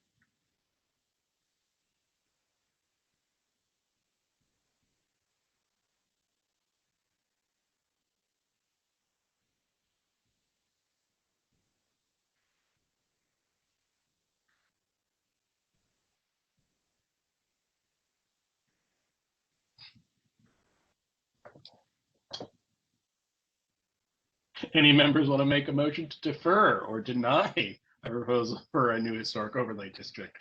We need a motion on the table. Mr. Chairman, may I make a stab at it? And by all means, Mr. Burns, I welcome it. Okay. Mr. Chairman, I move that the ARB recommend approval of ARB 21-WEL-01, located at 7931 East Boulevard Drive, Alexandria, Virginia 22308, tax map 102-2, double paren 1, lot 20. The approval would include the zoning ordinance amendment, the comprehensive plan amendment, and concurrent rezoning, and the identification of contributing and non-contributing structures to a proposed historic overlay district, Wellington at River Farm Historic Overlay District, as presented at the March 11, 2021 ARB meeting, and upon review of the materials, the proposal is found to meet the requirements of Zoning Ordinance 7-200 Historic Overlay Districts. Is there a second? Second. Seconded by Mr. Zellman.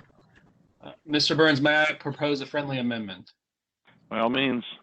May I suggest we make it a recommend approval of, and when you said ARB 21-WEL-01, let us call it proposal for the creation of a Wellington at River Farm new historic overlay district right there, and then enter the located at. Okay, that would be fine. If that's the case, then you would not need the, for the purpose of creating historic overlay district that I added later on. So take that phrase and move it up and replace it, right, because well, actually, maybe what it should read is, Mr. Chairman, I move that the ARB approve action item ARB 21 blah, blah, blah, blah, blah, for the purpose of. Yes, that is the what action is. Yeah. So for the purpose of creating a historic overlay district, comma, located at, how was that? Is that okay with the seconder? Fine with me. Is our secretary comfortable with what we've just? I was going to say, word Ryan's crafted? going to be the one having an issue with it. I got it. Sounds good. I had a second amendment to the recommendation, Mr. Burns. However, okay.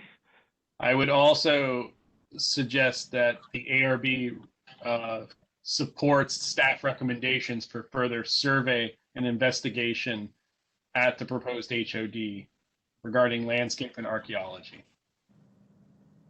That would be a condition? It would. Is that what you propose? Okay. Yes. That is acceptable to me. Mr. Zellman? Acceptable to me. All right, Ryan, is that understandable? Is this going to be a condition or is this a friendly amendment? This part about. The amendment is adding that as a condition to our approval. Okay. Got it. All right. Hearing the motion, all those in favor indicate in favor by saying aye. Aye. Aye. Aye.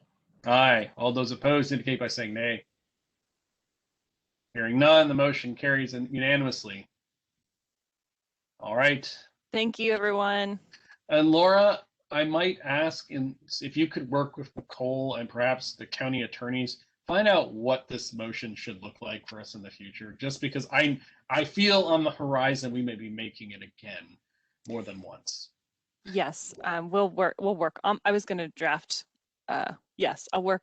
Yes, I'll work with Nicole and Ryan. Yes. You know, we took a swing at it. We got to gone back to the annals and looked at what happened in 2000, I guess, for the amendment. But Chris, everything we do with this is almost unprecedented. So we are learning as they go along. Okay, so good. We got it. We got it. Glad to hear we're cutting edge here.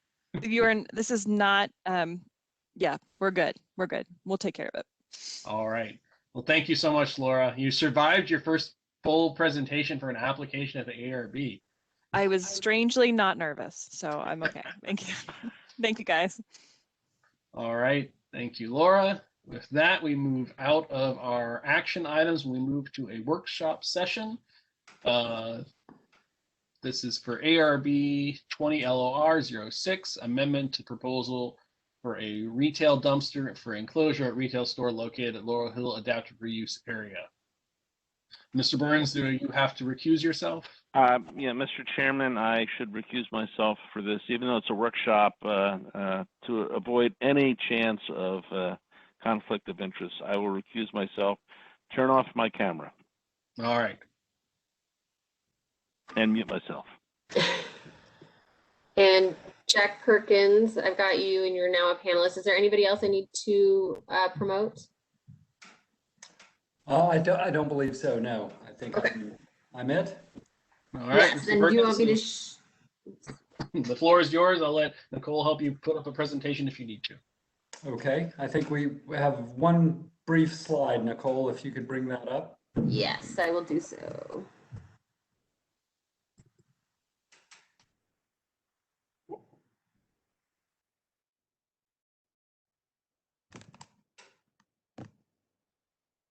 Okay, so when we were last before you in January, we sought approval of the final architecture for the 2 retail buildings in the North Prison Yard. The new store being built by Lidl, which is on the east or right-hand side of this site plan. And then the small retail building on the west side of the parking lot on the left-hand side of this drawing. That is a approximately 15,000 square foot retail building that will be built at approximately the same time as the Lidl grocery store. At the time that we made the presentation on the architecture, we unfortunately overlooked a small but very important detail to retail buildings and their operation, and that is where to put the trash. And so because that building is about 14,000 square feet and will have multiple tenants in it, it is not desirable to enclose the trash inside the building. So we are proposing a dumpster enclosure in the northwest corner of the parking lot, where it's shown there in the red bubble. And the form of that dumpster enclosure we are proposing is identical to 3 other enclosures like that that are already built around the campus and serve the apartment use at the reformatory. So it is something that is already seen out there, and we have some photographs there on the right-hand side of the slide showing a dumpster enclosure in the reformatory complex. The structure is about 25 feet by 12 feet and approximately 6.5 feet high. It's board-on-board construction. It would have 2 pairs of doors to enclose 2 dumpsters, and we located it in that northwest corner to make it most accessible to the trash truck coming in. You could come in off of White Spruce Way, come through the prison walls, take a right, and drive head in to that dumpster enclosure to pick up and service the dumpsters inside, and then loop his way out. It's nothing terribly exciting. The way we are proposing to build it, it would actually be a 3-sided enclosure because the back of it is very close to the existing 15-foot high brick exterior prison wall. So we're proposing a 3-sided structure. And a detail that just occurred to me is that it probably should have bollards located at the back to prevent any trash cans from being pushed up against the existing historic walls. That's a common element that is included even in new construction dumpster enclosures.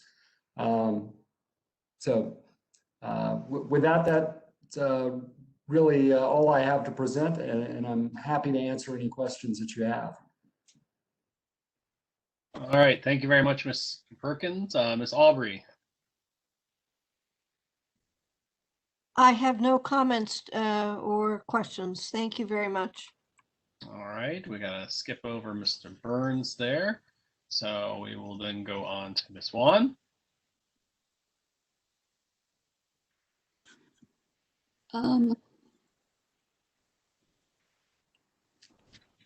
So just want to clarify, so we have a 3 side of enclosure, but not the side that parallel to the prison wall. And can I also verify the bollard location?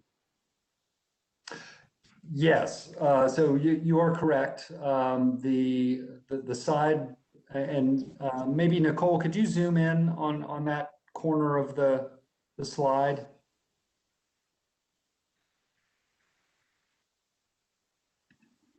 Can you see that? There we go. So yes, we are saying that the back of the structure, that we would not build a wooden back, but we would place bollards along that back edge. I see. To prevent a dumpster from being pushed into and hitting the historic wall. Okay. And when we come back for action next month, if that is your recommendation and desire, I'm happy to show a little more detail that might include those, that would include those bollards. Wonderful. Thank you so much. I have no further comments. All right, Ms. Murray. I have no comment, no questions about this. Ms. Orr.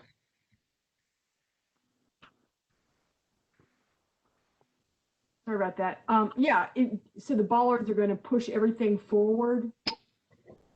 I think the bollards could be installed without altering the footprint or the location. I think they would be installed at the back, you know, a foot or so away from the wall. I'll look at it in more detail, but I don't think it would cause the structure to grow in size. Okay, I'm just curious how they keep that clean back there. I mean, I guess they don't. If trash goes over and behind, I'm just wondering about tidiness back there. But I know. Well, that was one reason we chose not to build a back, Right. because then there would be, you know, 12 or 18 inches of stranded space between that brick wall and the wooden wall, and that just seemed impractical and to maintain. Right. Okay. Thank you. Mm-hmm. All right, Mr. Plumpy. Thank you, Jack. The puppy. No comment on the dumpster. Had a real quick question on the parking spaces, and I'm sure you thought about this. Do you have wheel stops in those parking spaces so the cars do not hit the wall? That is a very good question. And I don't know the answer to that.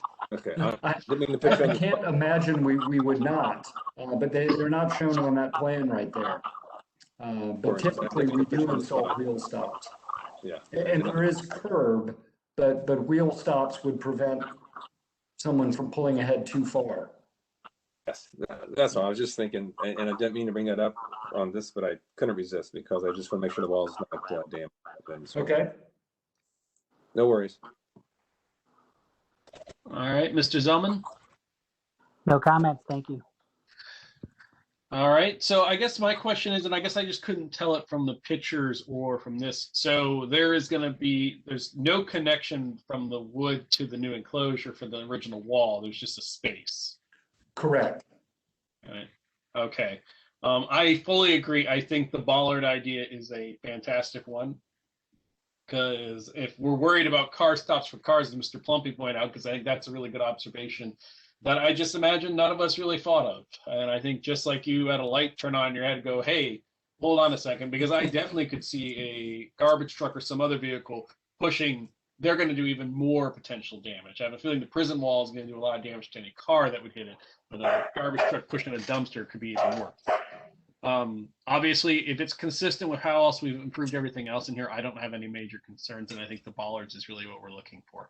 So beyond that, I think you've gotten some good feedback from everyone else, and it sounds like we might be looking to see you guys back possibly next month. We would like to. We can make that happen. All right. Well, if that's the case, we'll look to see you then. Okay. All right. Thank you very much. Thank you for having me. Thank you for hanging out with us, Jack. You're welcome. All right. With that, we end our workshop items and we roll into our presentations. Our presentation for tonight is by Miss Denise Dressel about the Reston survey. Denise, are you there? I know she's on. I'm going to make her presenter while she unmutes herself. I had the presentation pulled up and then couldn't unmute myself because I couldn't see anything. So. Yes. All right. It's coming to you, Denise. You should be good. Thank you.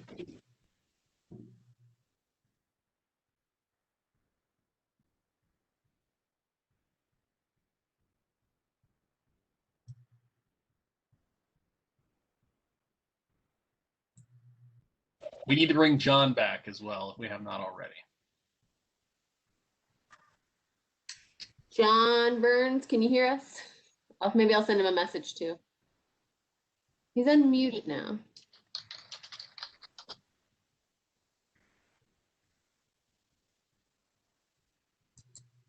Probably the quickest Lorton work, probably the quickest Laurel Hill review I think we've done in a while. Okay, can you all see my screen without my notes? We cannot. We get to see your notes too. Oh, okay. Hi, Is John everybody. back? I do not know if John is back yet. I thought I heard him. Oh, there he is. He's waving. Denise, it's Laura. If you hit, Yeah. did you get it? Okay, I was just gonna I say. You hit- did.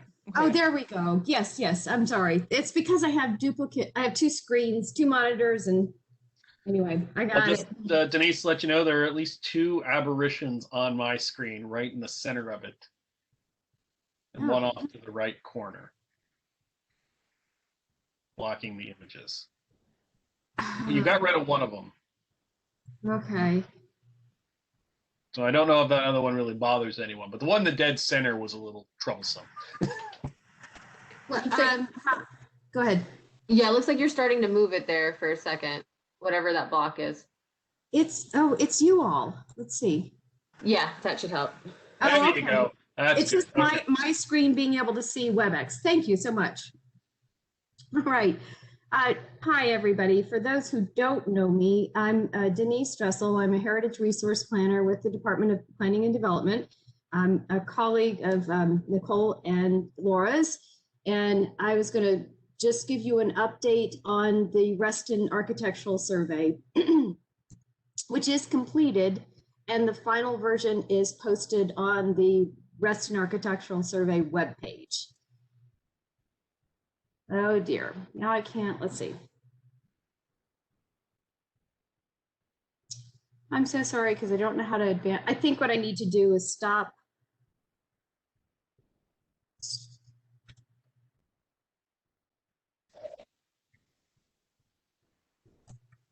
And now I can't see my notes.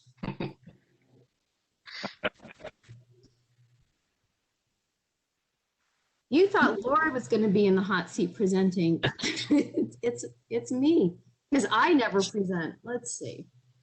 Denise, if you go to the PowerPoint, this is Laura. If you go to the PowerPoint and then if you click which monitor, you can pick your other monitor to share. It was I couldn't find my mouse to Oh, advance well, the that's slides. That was the problem. That's Okay, a I got problem. it.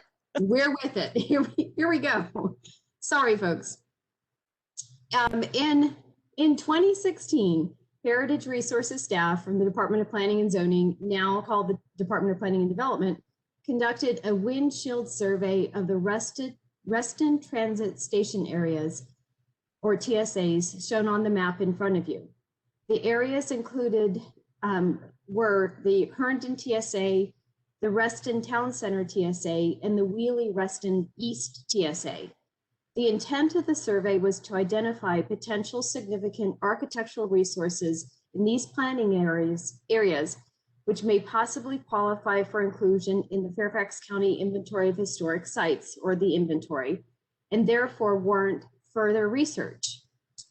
Of particular concern were any structures that had not been yet recognized in the inventory that might have social or architectural significance to the original planning and development concepts for Reston in the 1960s and early 70s. Staff first identified previously known and recorded heritage resources. Shown here to the north are Sunset Hills House off of Reston Avenue, Old Reston Avenue, the Robert Wheelie House, the Old Reston Avenue itself, which is a scenic byway, the Wheelie Town Hall or Bowman Distillery, and the WNOD Trail. The following potential heritage resources were identified in the 2016 survey: the Reston International Center, the Sheraton Reston, and the USGS building,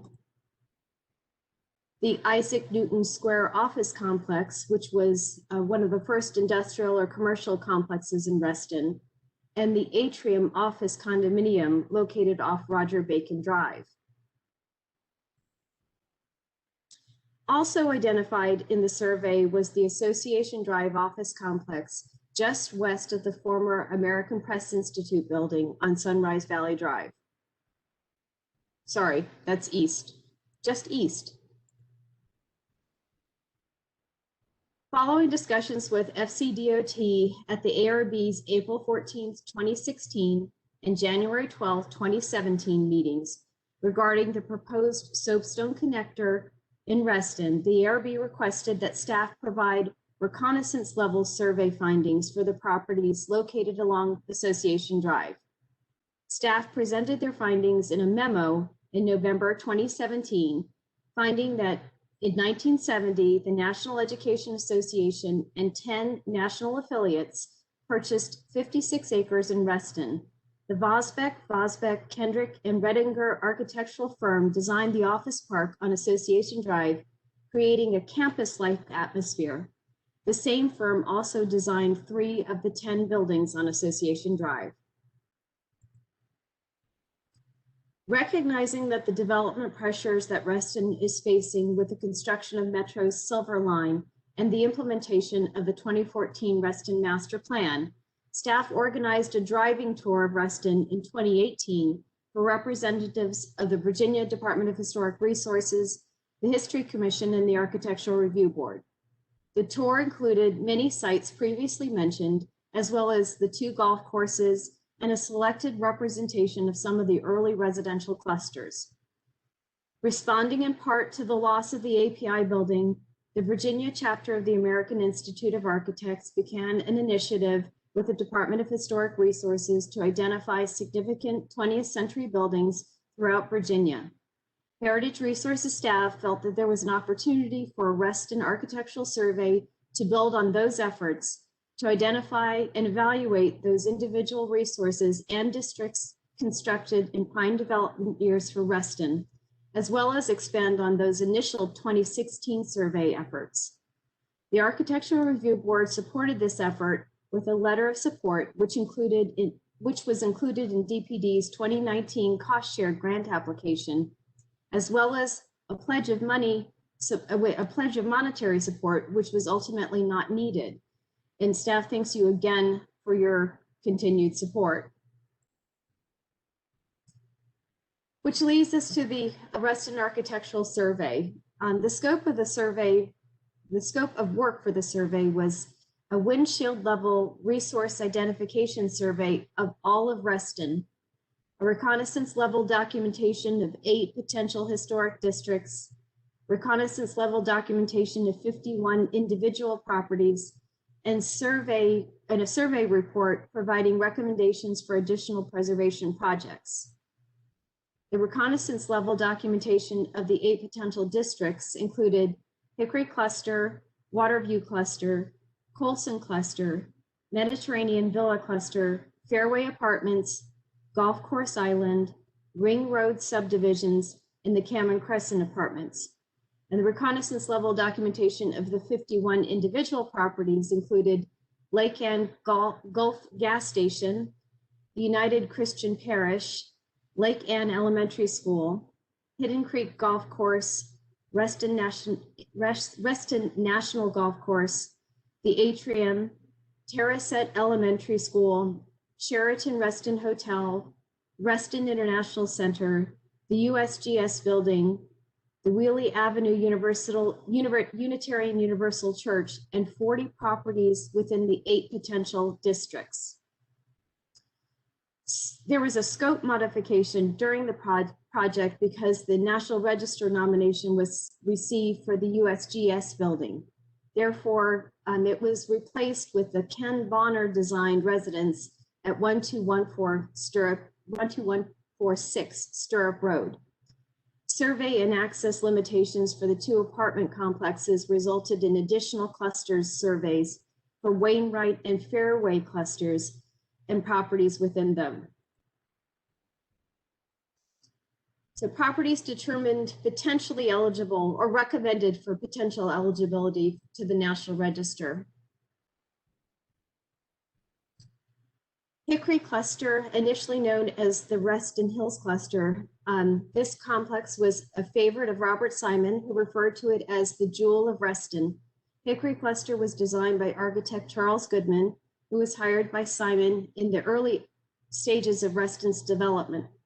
The cluster is associated with the development of the new town of Reston and is recommended eligible for listing under criterion A and C. It retains integrity of location, design, setting, materials, workmanship, feeling, and association. Waterview Cluster was described in the November 30th, 1965 issue of Look magazine as recalling the charm and variety of a pastel-walled Mediterranean fishing village. The architect for the cluster was Clowithiel Woodward Smith, forgive me if I butchered that name, who influenced many key post-World War II developments in Washington, D.C. Her Washington, D.C. firm was at one point the largest architectural firm run by a woman, and she was the 6th woman elected to the American Institute of Architects College of Fellows. Waterview Cluster retains integrity of location, design, setting, materials, workmanship, and feeling and association. Colson Cluster, built in 1966, is one of the earlier townhouse subdivisions in the Reston development. Colson Cluster was also designed by Clowithiel Woodward Smith. Built in 1970, the Mediterranean Villa Cluster is a rare example of a domestic architecture designed by Robert W. Davis, who specialized in the design of hospital and office buildings for most of his career. The Mediterranean Villa Cluster is associated with the development of the new town of Reston and retains integrity. Golf Course Island Cluster was built in 1966 and was designed by architect Louis Saar, or maybe it's Louis, sorry. In 1967, Architectural Record magazine designated them as Houses of the Year. The Ring Road subdivisions were developed in 1960s and early 70s. The area was developed soon after the first single-family detached home was built in Reston, beginning a new development pattern.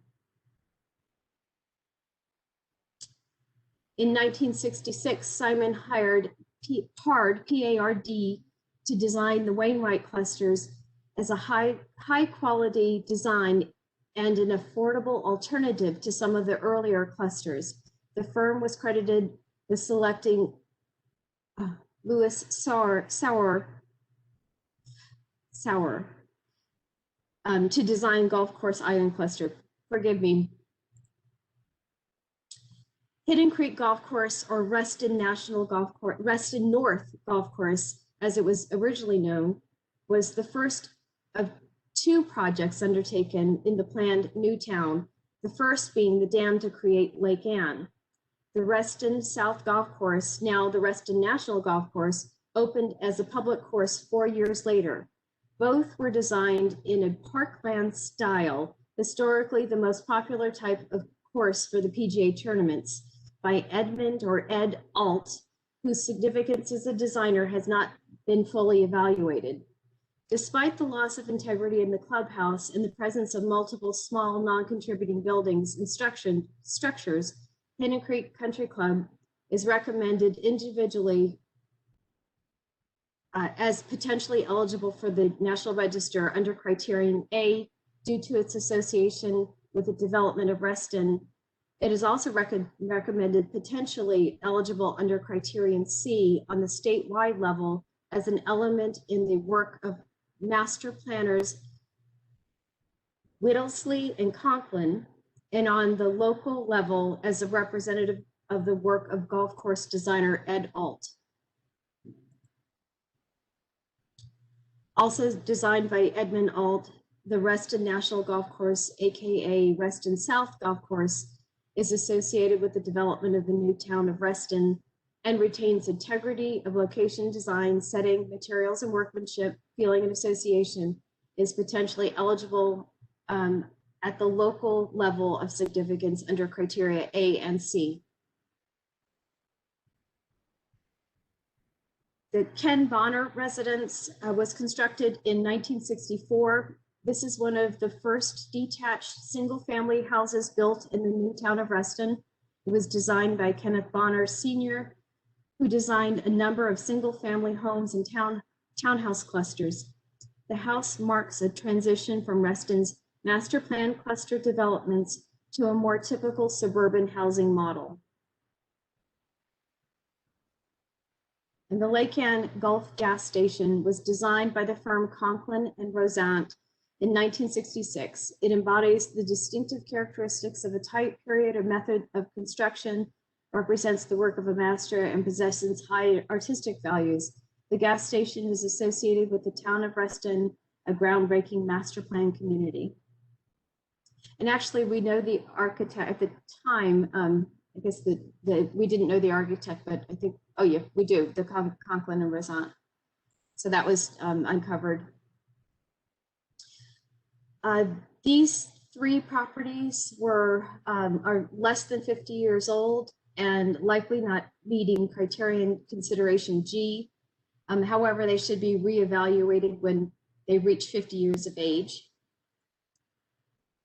Fairview cluster, when it was built in 1962, the 22-unit Fairway cluster was called Golf Course Village Townhouses. Associated with the development of the town of Reston, the Fairway cluster retains integrity and should be reevaluated in 2022 when it becomes 50 years old. The Sheraton Reston Hotel, the hotel and office complex was designed by Lyle, Bissett, and Carlisle and Wolf firm of Columbia, South Carolina. Further research into the firm and to determine how the building contributes to its body of work is merited.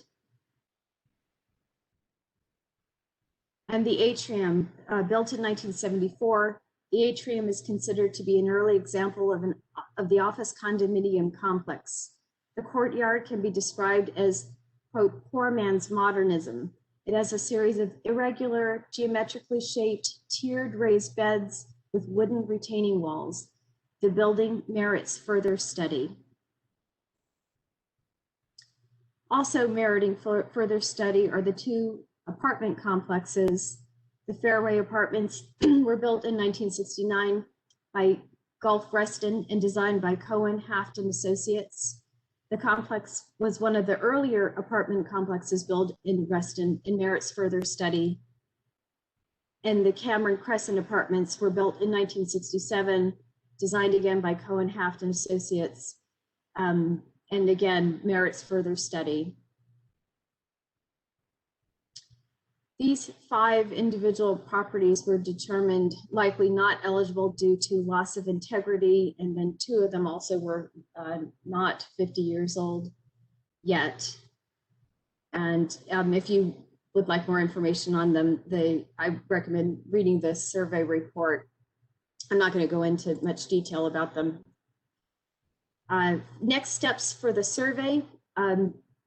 Adding these properties that were recommended eligible for the National Register or recommended for further study to the county survey layer, which is what we use to check for when we're doing redevelopment review. Possibly adding text and a map to the comprehensive plan for Reston through the remaster planning process that DPD is currently undertaking with the supervisor's office and the Reston Task Force. And then, of course, any property recommended potentially eligible or meriting further study should undergo intensive survey in the event of a planned demolition or modifications. So this is what our survey layer looks like. On the right is the Merrifield survey with identified resources, and then on the left you can see the far left, I think, was the American Press Institute building. It's just a construction site in this photo, and then that is the showing the Association Drive office complex in the center there. Since 2010, staff has conducted windshield level surveys concurrent with new planning studies.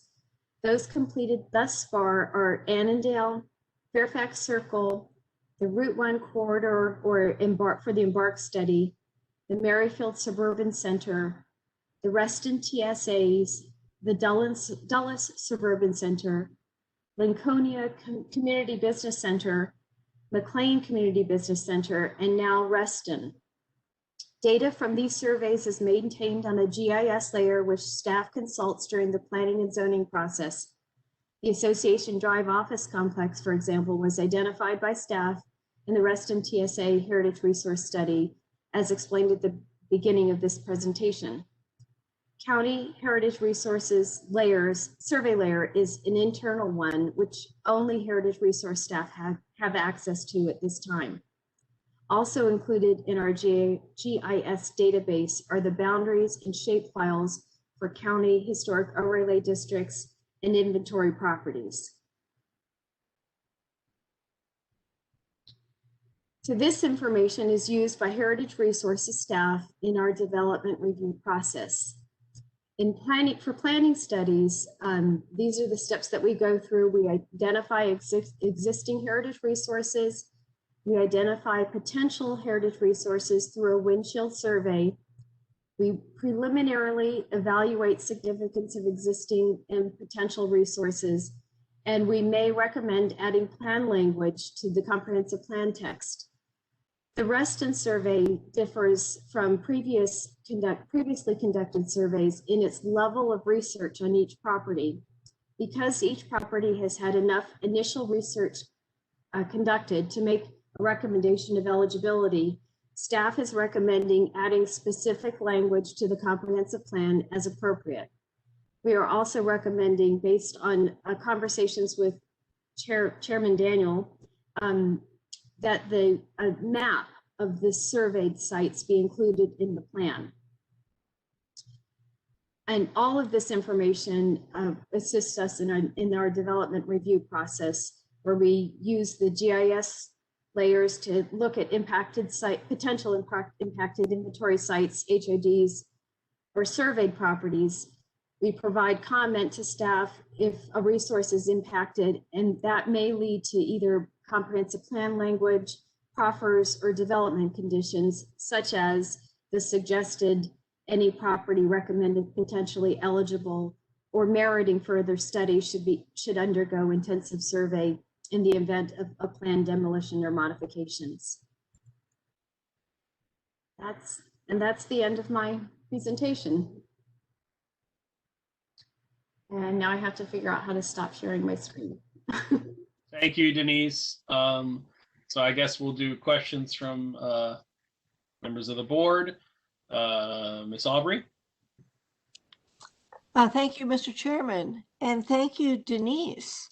I mean, thank you for all the work you have done and all of your colleagues who have been participating and doing all this survey work all over the county during the last few years.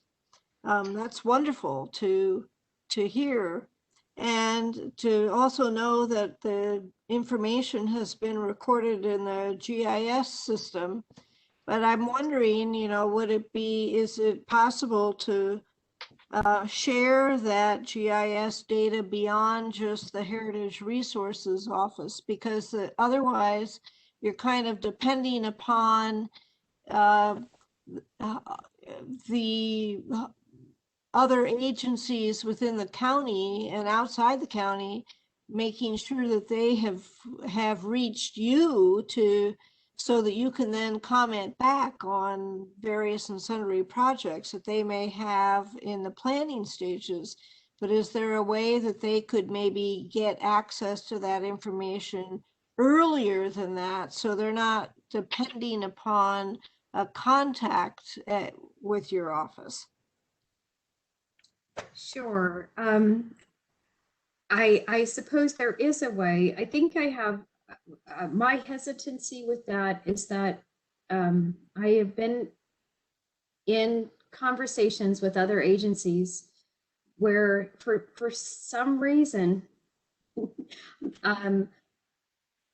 they identify heritage resources and make evaluations without having any training, any expertise. And I think that so that we already things that are quite evident. Well, I'll give the Association Drive complex. I'll give you an example.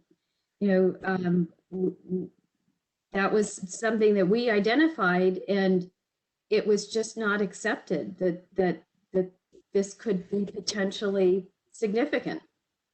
And I mean, as we all know where that happened. So that's the only hesitancy that, we have these things identified on our survey layer. And then of course, it's all entered into VCRIS as well. So there's that, that publicly facing thing, but only, yeah, I guess that's my hesitancy, but I'm not sure, that we want to do that. Not that we have to have control, but with known heritage resources, I still get arguments about whether, well, I get that can't be significant. It's not 50 years old yet. I know. So,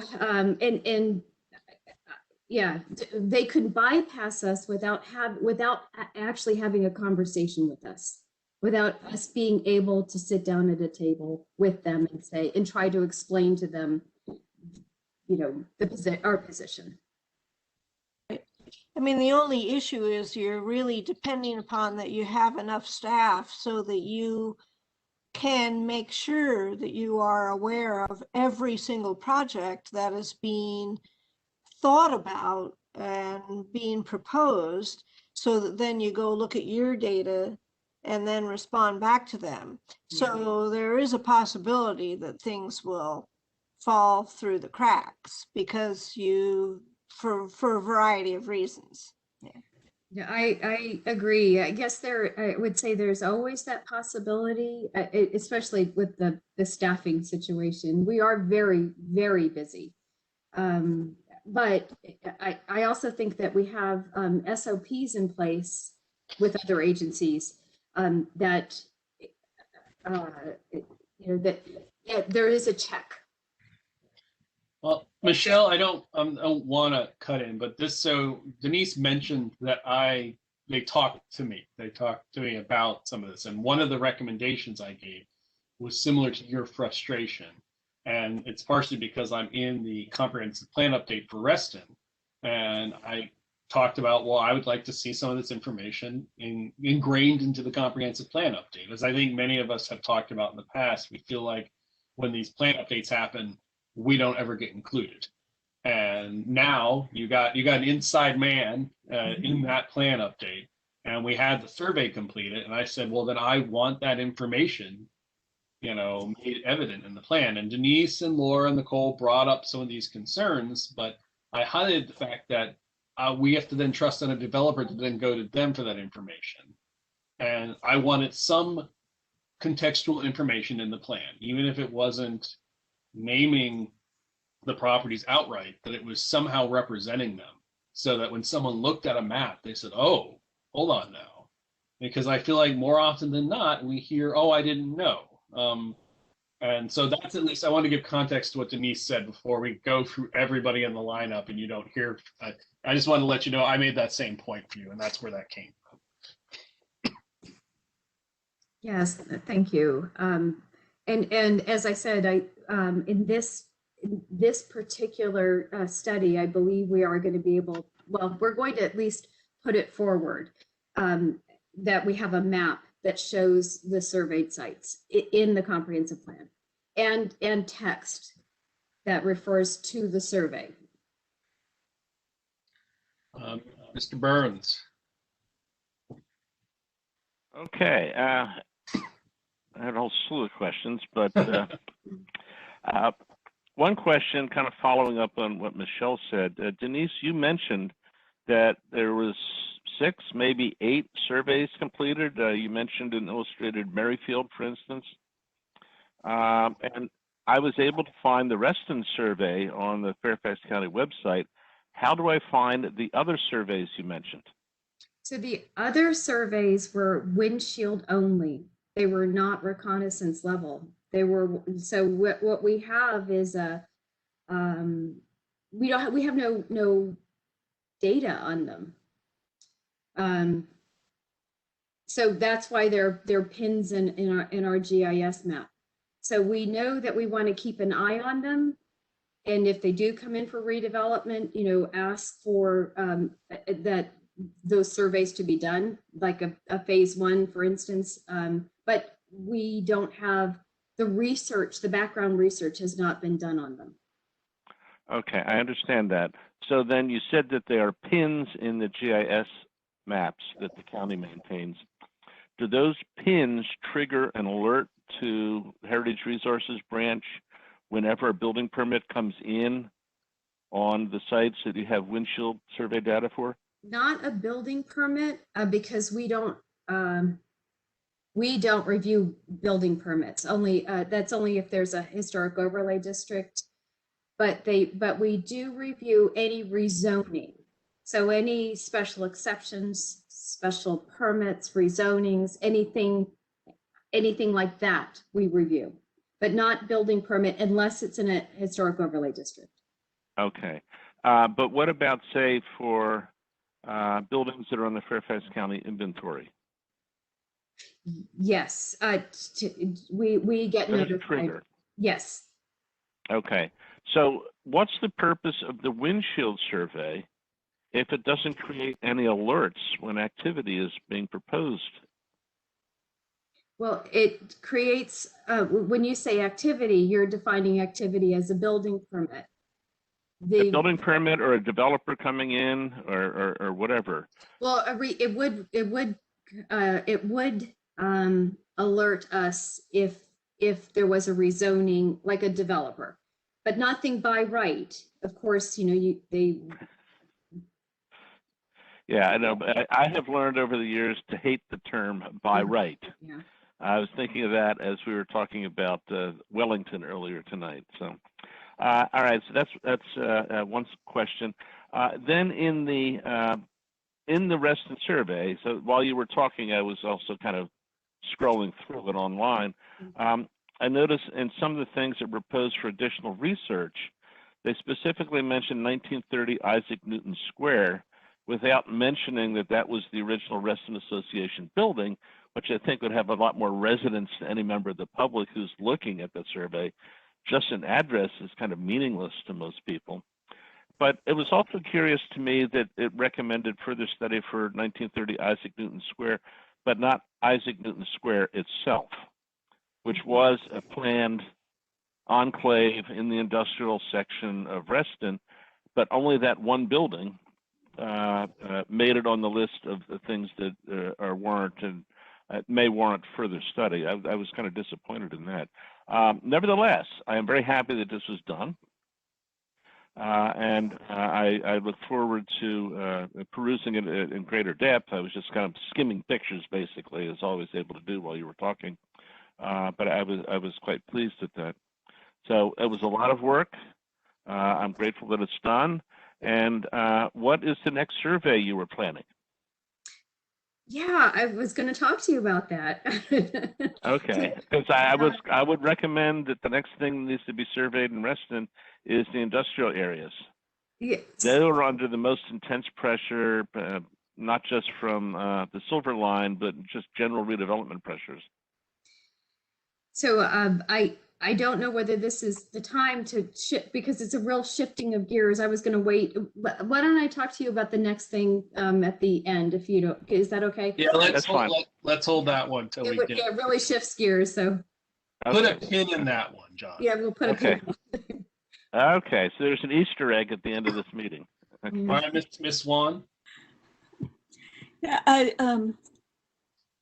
has been monitor this Reston survey since the very beginning, and living in Reston and working in Reston and see all these things unfold. I has been learning a lot.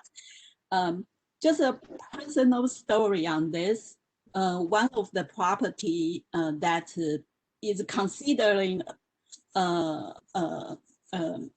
to be put into the list is the Altrian. My office is in that Altrian building. So I have been there 5 days a week. And the first time I hear that building be considered, I was like, really? That other building? And until a few months ago, when the presentation comes out, I start to really look at that building and realize I'm convinced that that building should be on the list.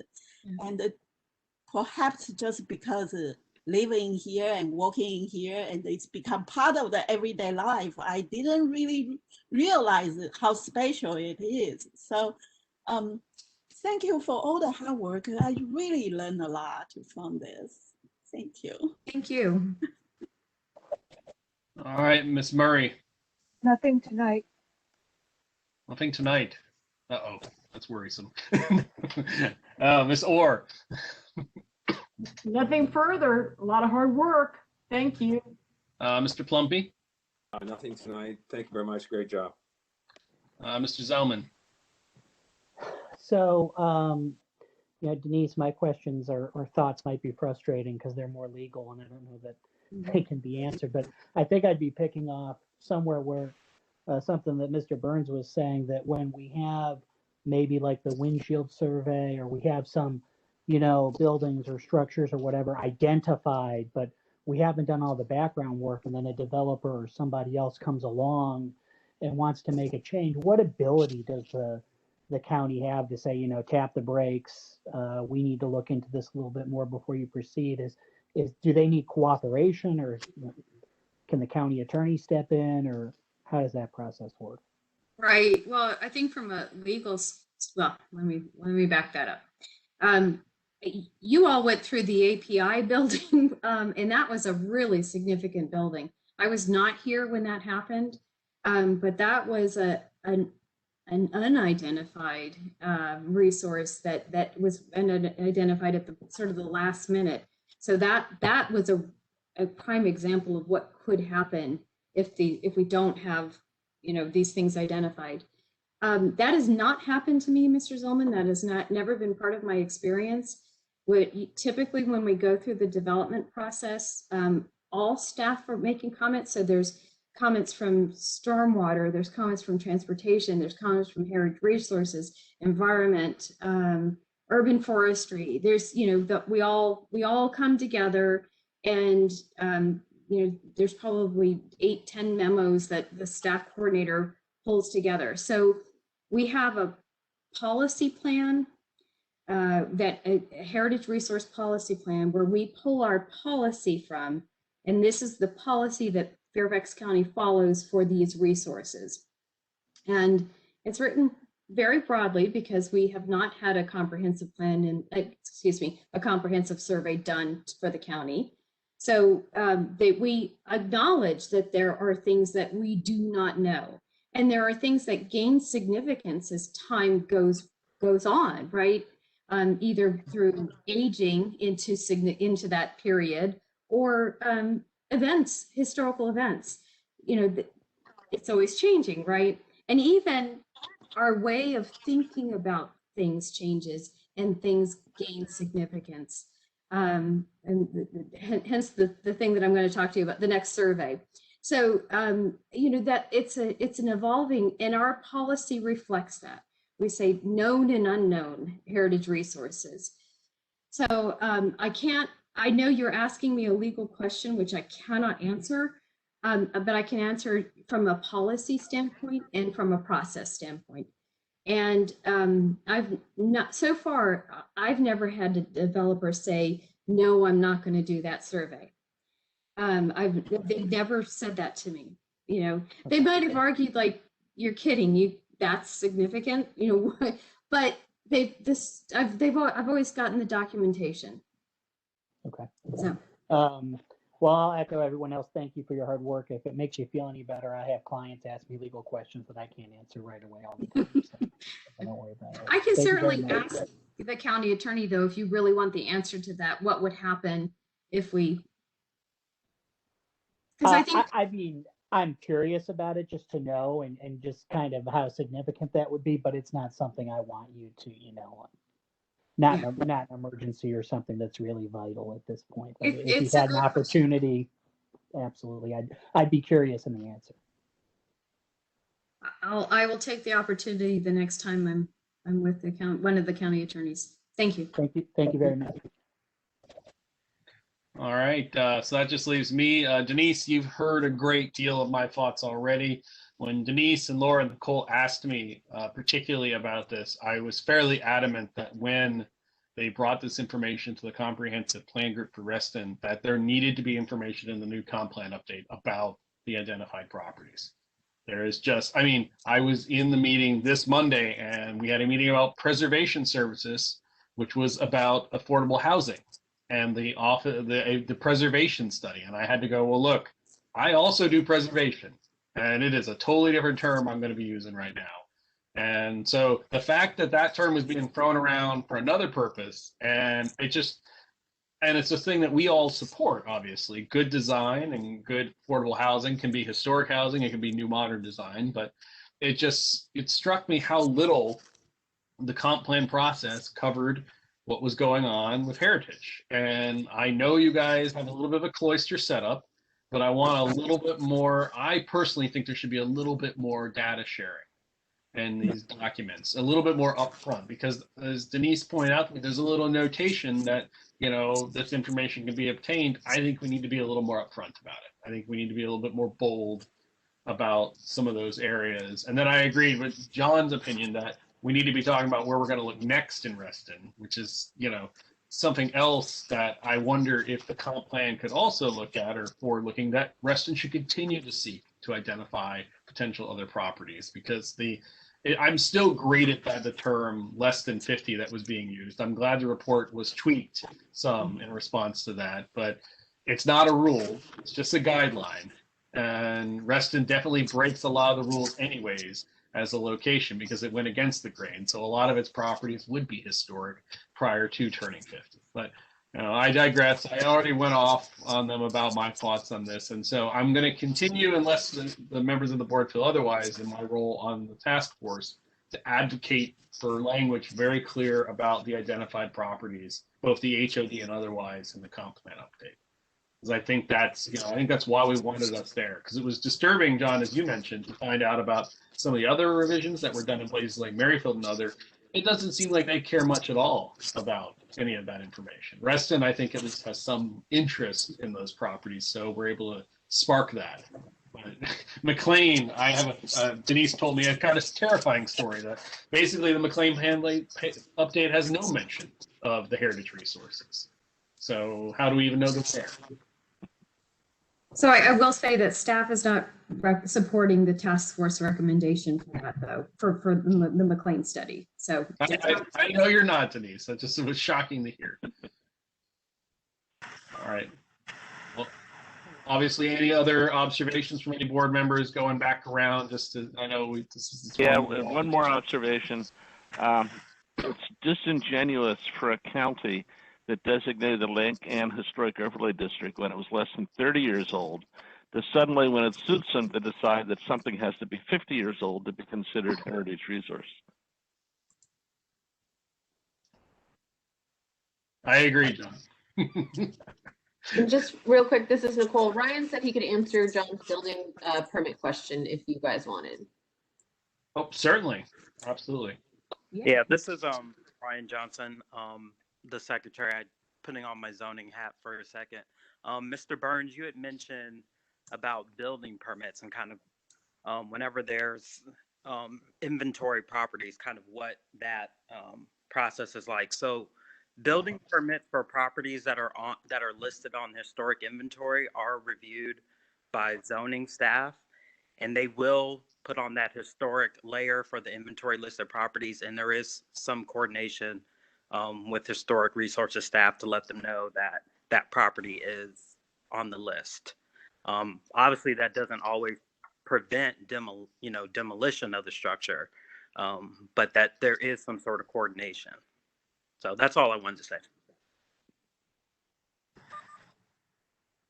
Thank you so much, Ryan. We're really blessed to have you both as recording secretary and secret real estate hat.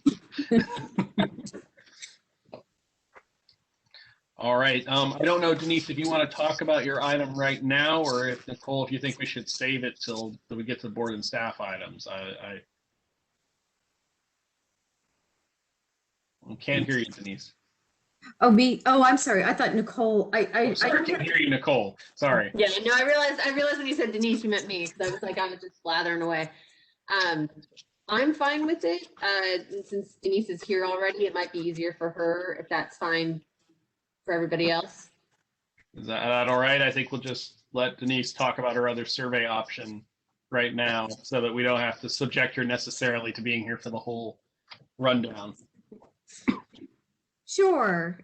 Well, thank you again. I really appreciate having members of the public and knowledgeable people, professionals such as yourselves, support heritage resources. It just it's a tough job, and it's nice to come to a group like this and be encouraged and supported, even if I get tough questions that I can't answer.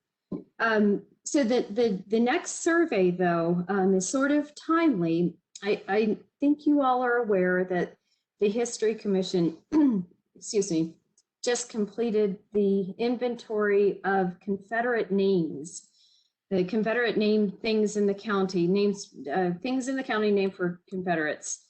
And following that, on the heels of that, they have a new initiative to assemble, or I guess, create some sort of pulling together of African American history.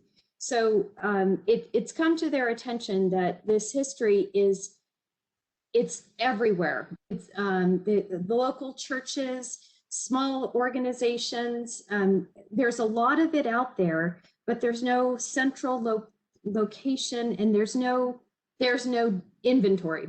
So that is their new initiative, is to assemble the knowledge that the county has of African American resources in Fairfax County, and create sort of a clearinghouse, if you will.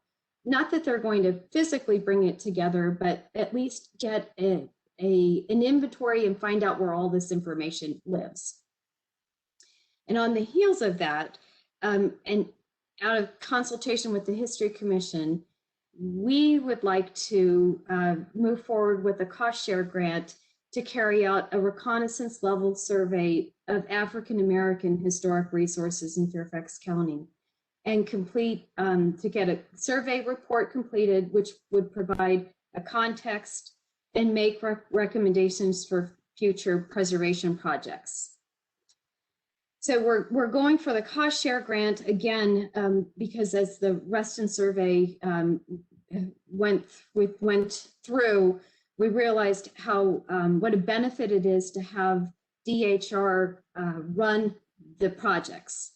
So the cost share grant is structured so that the locality contributes a minimum of 50% to the projects, and weighted consideration is given to localities that can contribute more than 50%. And of course, the benefit is that DHR manages the projects from start to finish and using their contractors.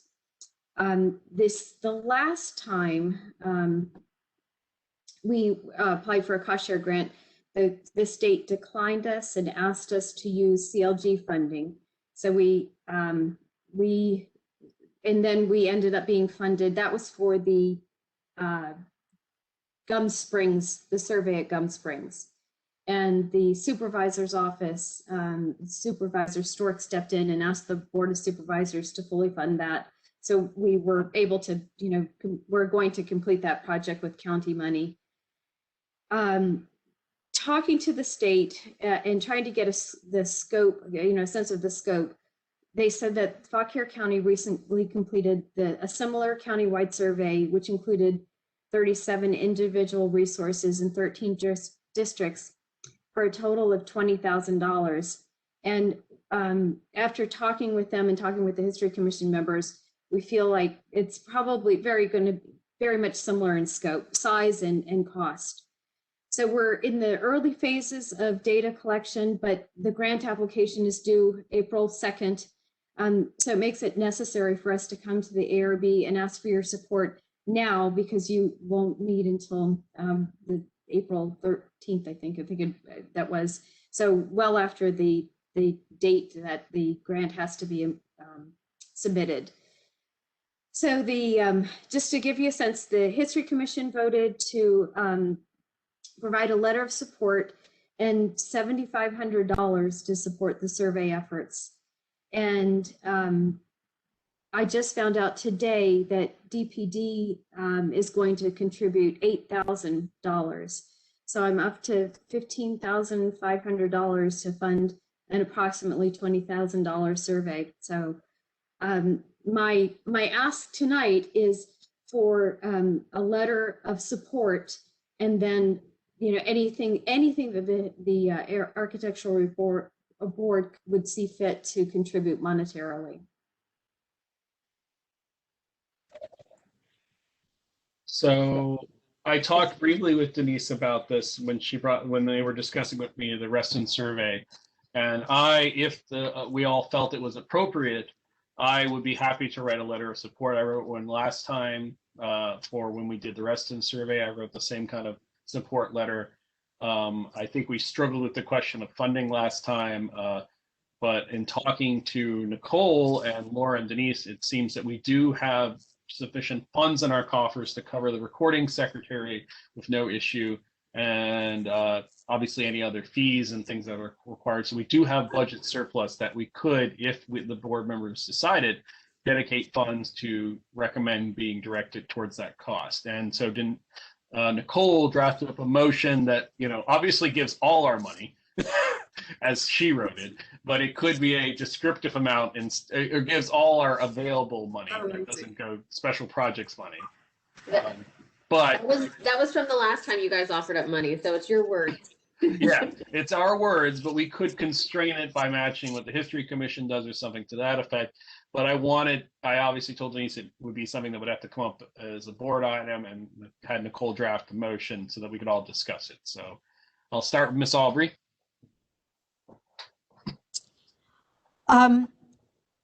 The project sounds great, and the only issue I have with the money is wondering, will we be needing to give EC Traceries any additional funds to do the work on the historic overlay guidelines? Because, I mean, with COVID, the deadline obviously has been extended, probably doubled in length of time. And they've been asked to do extra work drafting guidelines for 3 potential historic overlay districts that were not in the original RFP. So I'm just wondering, what will we owe, what will we need to have been, set aside for traceries, and what's left over when you subtract that and what we are paying the recording secretary. As I understand it, the design guidelines, the overall design guidelines, that was a separate DPD, wasn't it, Laura? Yeah. And then each of these that are under review are also separate DPD contracts. So I think someone else is footing our bill, Michelle. I think DPD is footing our bill for those. Yeah. So if there is an extension, it would come, I believe, from us. I don't think that there's any right now coming from you guys. I think we threatened to dedicate our money to it and said we'll dump our pockets out for it. And I think DPD stepped up and actually committed the funds after a bunch of our saber waving around. I will say too, Michelle, that we've worked with traceries and talked to them about the extension of the timeline. So we've already kind of addressed that issue with them specifically. So even though we've kind of dragged this project out for the design guidelines for a couple of years now, we should be okay. Okay, I just want to make sure that we're not overextending ourselves. Okay, thank you. Write checks we can't cash, right? Mr. Burns. Yeah, a question I would have. I don't know who this would go to Nicole or to Laura, but since we're proposing, at least this motion proposes to take training monies, I have a question about how well did we do in meeting the requirements for ARB members under the Certified Local Government Program to get appropriate training last year? So you're talking about the CLG report to the. Yes. So yeah, I didn't receive a couple answers from a couple of you, so slap on your hands. But we did have, I think everybody had training, or most people had training that was relevant. And I think only one person asked for a reimbursement of training funding. So that's kind of, to be honest, where a lot of our excess funding has come from that we've kind of put aside because we're not taking advantage of the training funding that we had set aside for the last 3 or 4 years. So I think it's $300 per person. So 300 times 11 is $3,300 per year. So that's kind of how we've been able to save some money. Okay, and then in the motion they say, if allowable, the surplus training funds from prior years. So that's a finance question. Are we on a cash basis or do we have accruals? I'm not sure. I can check. You're with on our a cash basis. Okay, thanks, Elise. You're on a cash basis, and you can spend the money however the board desires to do so. We had this similar debate before. Yes. Okay. And I made the same assertions last time. And I will say Ms. Murray's assertions apparently have been verified by county staff. We have a lot of flexibility. Okay, and then my last question is, what is that amount currently? You said it would be $3,300 for this year, and was it $3,300 minus $300 for last year? Are those all available? In other words, $6,600. So am I unmuted? Yeah. So I just went to the budget. I don't know exactly. Laura would have to talk to what was left from last year. And so what you guys have currently in the balance is 19,486 and some change. And your budget for the year is 8,500. Obviously, some of it's already been taken out for the first couple months. But if you got the whole budget of 8,500, you would still have 10,986 left. But I don't know the details of all over the years what that's come from, but we can find out. I don't know if Laura has better data because she's been doing the budget for a good number of years. Okay. Well, that be the case, I would prefer to set an upper limit, because the way it's written, you could grab a whole lot of money. Yeah, that's what you guys had written. That's what you had made the motion for the last time for the Reston survey. And so that's why I put that in there, just because that was where you guys had ended up last time. So I think last time we were very much like, look, we're just going to dump all the money out on the floor. And we did a stare down with the county. Gotcha. We're broke now. I think too, Denise had told us how much she needed from the ARB, so we kind of knew the maximum amount, if I remember right, and I might be wrong, but I remember there was we knew it wasn't going to be the full whatever we had left over. So yeah, I'm trying to think I remember that, but I can pull up the budget if we want to check all the numbers. But I know the budget for our yearly is 8,800 for everything. So as long as we have that much in the bank, whatever's left over would be just for the services this year. I have the budget if you guys want me to pull it up. So a further question then, if we've got about 19,000 in the bank right now, our deposit from the county comes, I believe, in July. Is that correct? So we will go up by $8,500 in July. So, you know, if we want to give them, say, $5,000, we'll be able to replace it relatively quickly. Yeah, you go up by 8,800 in July. Yeah, okay. I think the budget says 85, just to be clear, unless I have something else. Okay, John, do you have anything else? No, sir. All right, Ms. Swan. I have no comment. I support the further survey as long as we can balance the boat, which I rely on you all. Thank you. Ms. Murray. I support this. I do suggest that we do put an upper limit on it, just to make things cleaner for your motion. All right, Ms. Orr. Nothing further. Mr. Plumpy. We're good. Spend all of our money. I'm ready. Mr. Zelman. Yeah, I'll support whatever the consensus is as far as contributing. All right, and I think I agree with John. I was actually fine with matching the History Commission at 7,500, but if we think 5K is sufficient, it sounds like Denise has gotten some. I guess the question I would have for you, Denise, is, I mean, can we make the survey even larger? Is that, is that covering, is giving more money helping you? Yeah, I mean, that's exactly what I was thinking, is that if I get more money than I anticipated, I was thinking 20,000 was probably slim, but it was going to cover it, right? But if I get more than 20, then it means that, perhaps we can look at more than, right now we have 37 individual properties. Maybe we can, expand that. So yes, of course, And what is the upper limit of what does the county cost share match? What will they match up to?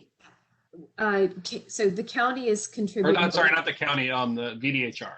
What will they match? So that's the tricky part.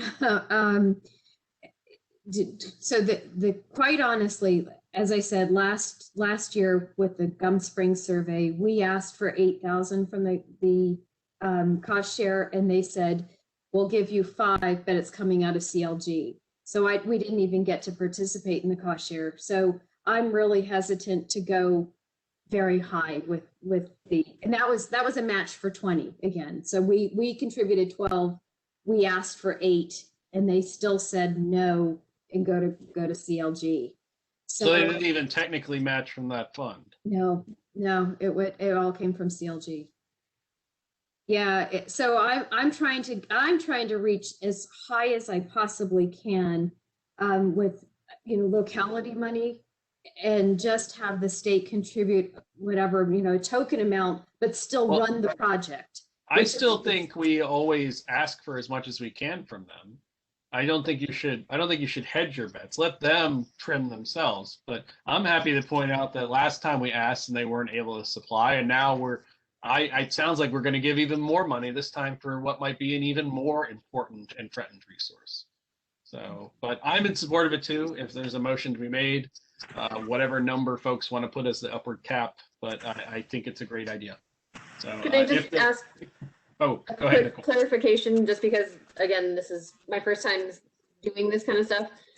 Because the motion that I used from last time, it does say to apply the leftover training money. Is there a problem if the money in there is not leftover from training? It's your leftover from your special projects. Does that wording need to be specific or less specific to make sure that you can use what? Because when I talked to Renee, she said you guys can use your money, however you want. But if you say it's only the extra training money, would that make it too narrow? I guess. I have a suggestion. Use the term carryover funds.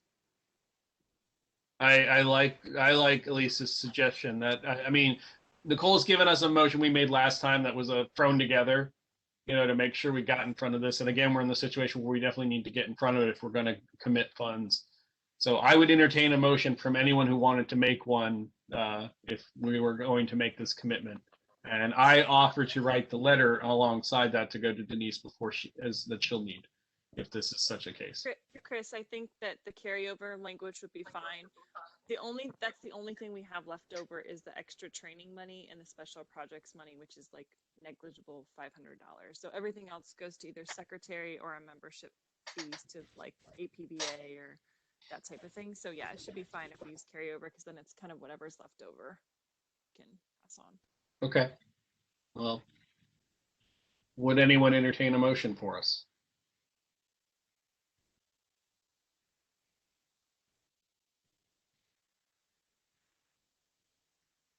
I will start one. Thank you, Elise. By all means. Second, let me get word up on my screen.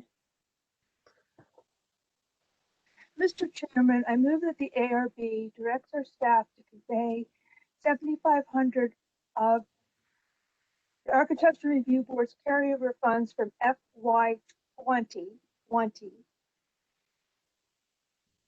to support the county's initiative to apply for the Virginia Department of Historic Resources Survey and Planning Cost Sharing Program for a survey of African American resources in Fairfax County, and also direct county staff to convey to the Department of Planning and Development and the Office of Community Revitalization that we urge them to match. Oh, I'm not sure about that. How about we just stop at before the end? We can redact that last part. For survey of African American resources in Fairfax County. Yeah. So I'm saying 7,500 and calling it your FY 2020 carryover funds. All right, we have a motion. Is there a second? I'll second it. Seconded by Mr. Burns. Chris, it should be FY 2021, not 2020, because we're No, in FY. you're good. Laura, you're using the money from last year. You're in FY 2021 now. You're using the money from fiscal last year. Okay. Could we say the previous fiscal year? You can do that too. Let's say from the previous fiscal year. That way, whoever's got to sort that out, they can sort it out. Is that acceptable to the motion maker and the seconder? Yes. I would suggest we say prior year rather than previous year. Previous implies it's the immediate previous year. Prior is just an early year. I agree, sir. Okay. I agree.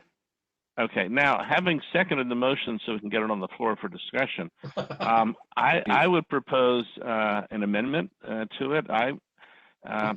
And I would propose a limit of $5,000. And I would like to explain why.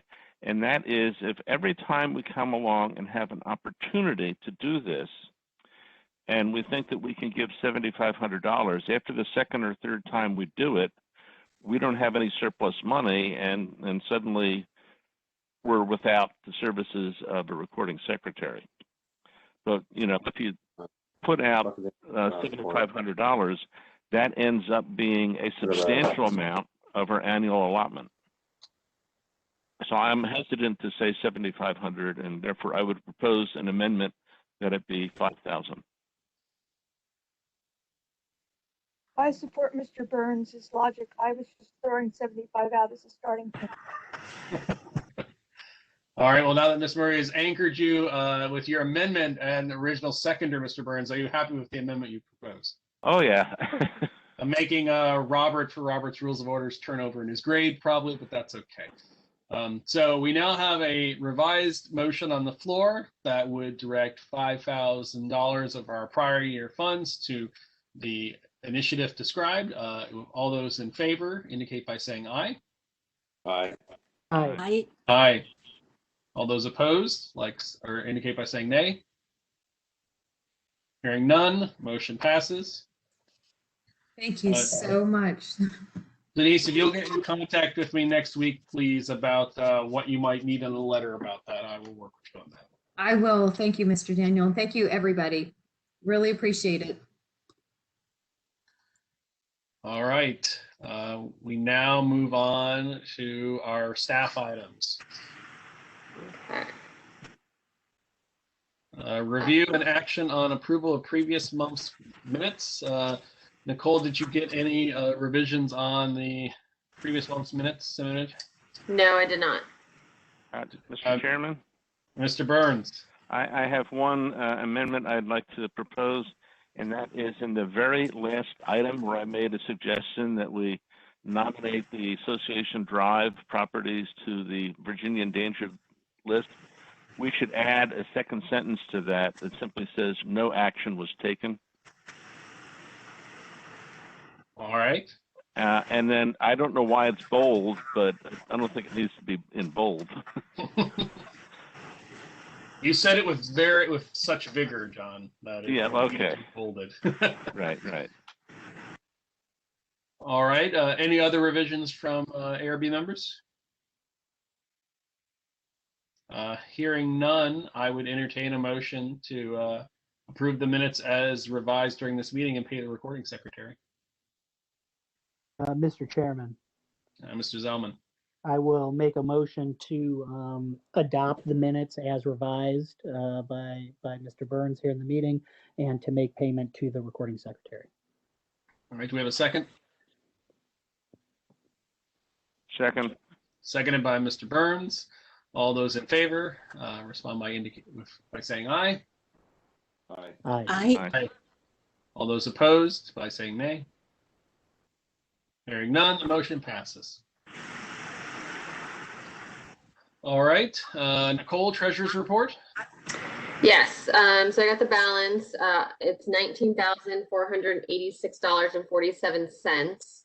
And just to note, Renee let us know that there was a duplicate posting for payments to Ryan in December's meeting.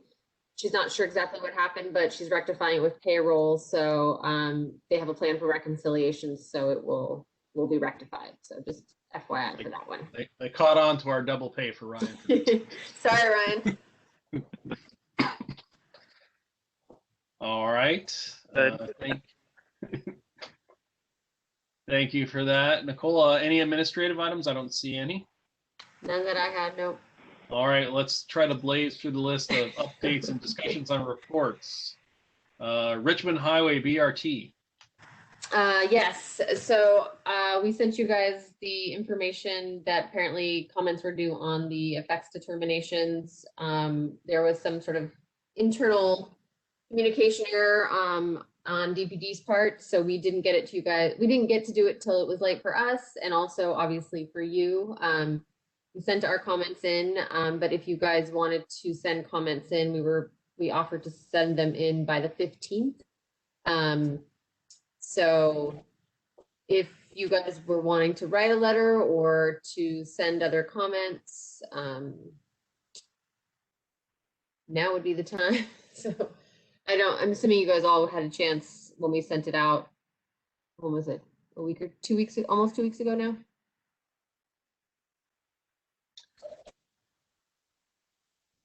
I would look to any other members if you guys have comments on this one. I was not as up to speed on this project as I think some of the other folks were. And if anybody wants me to summarize anything, let me know. All right. Can I give a huge shout out to Nicole that did this review in 2 days? She deserves that. She deserves a round of applause for doing that. I sincerely appreciate it. Thank you. Just having to pull on those old BPA skills where they had federal reviews in rapid time. It was fun. Yeah. All right. Well, if anyone has any comments later on, please convey them to Nicole. Yeah, and then I will send them on to. Although they did let us know that the date had passed for comments, so they may not take them into consideration. Just FYI. Oh, delightful. Yeah. Association Drive. Yes, so I think at the last meeting, we had all talked about that they sent in the adverse effect determination. And then recently we got, so 2 updates. There's a consulting parties meeting, which is at the end of March 30th. John, I think you were sent the invite since you've been the representative. So I want to make sure that if you're not able to go, somebody else if from the ARB can go if wanted. One of us from DPD will be there. And then also, I think last week or early this week, I sent you the History Commission's letter that they asked the advisory council to join in participating in consultation for soapstone. So that is where we are at the moment. So I guess one question would be, John, are you going to be able to attend that meeting, or you're muted on us?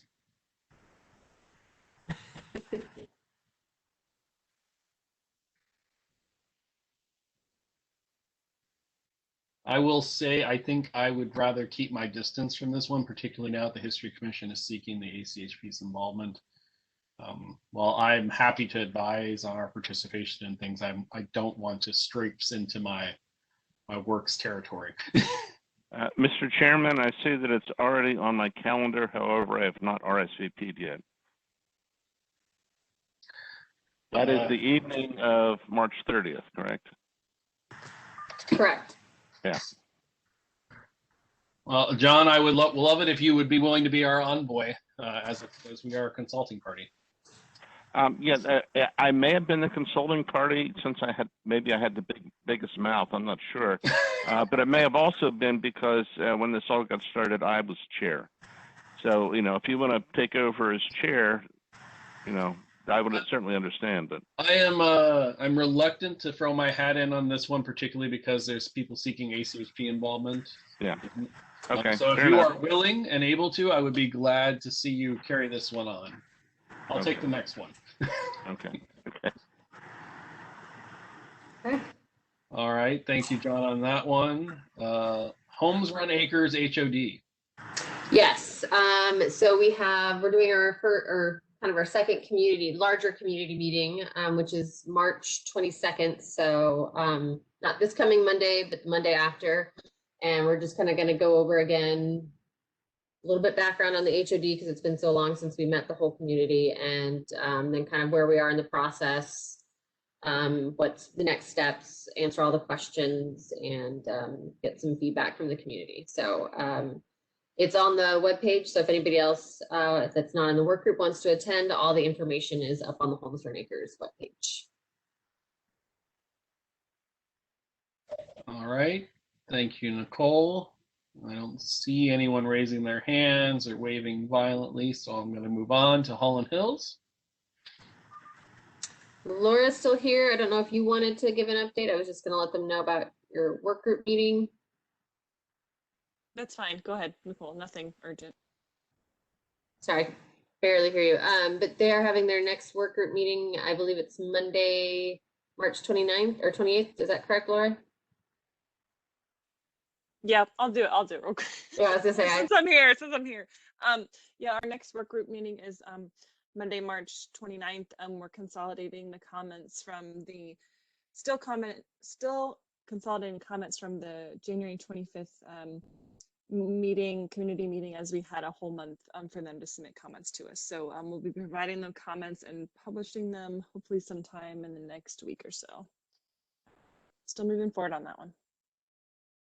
Mr. Chairman? Yes, Mr. Burns. Laura, are you aware that there's a group in the community that has sued over the stream restoration project? Yeah, I was aware of that. Okay, just want to make sure. Thank you. Thank you. All right. Seeing no other updates on that one, though, definitely as we move towards these other ones, let's look forward to seeing a cleaner motion that we can put together for the next ones if we're good. Just because I know that we're going to get public comments on these other ones, I have a feeling. For sure. River Farm HOD, I feel like we just went through that, so I don't think we got that one. I feel like we made news there. Gum Springs. I guess poor Denise, I guess, might be keeping you around. So I'm sorry. Gum Springs? No, that's okay. So is Gum Springs and Pride of Fairfax, are they both on there, or? No, I just left it as Gum Springs. I guess I should probably have separated, but yeah, I was thinking of Pride of Fairfax. So Sure. So we had the Pride of Fairfax had their opening stakeholders meeting, sort of the introduction to the project with the community on Monday, which was for a small, small individual property. I thought it was pretty well attended, and we've had a little feedback with the community since then, so that's good.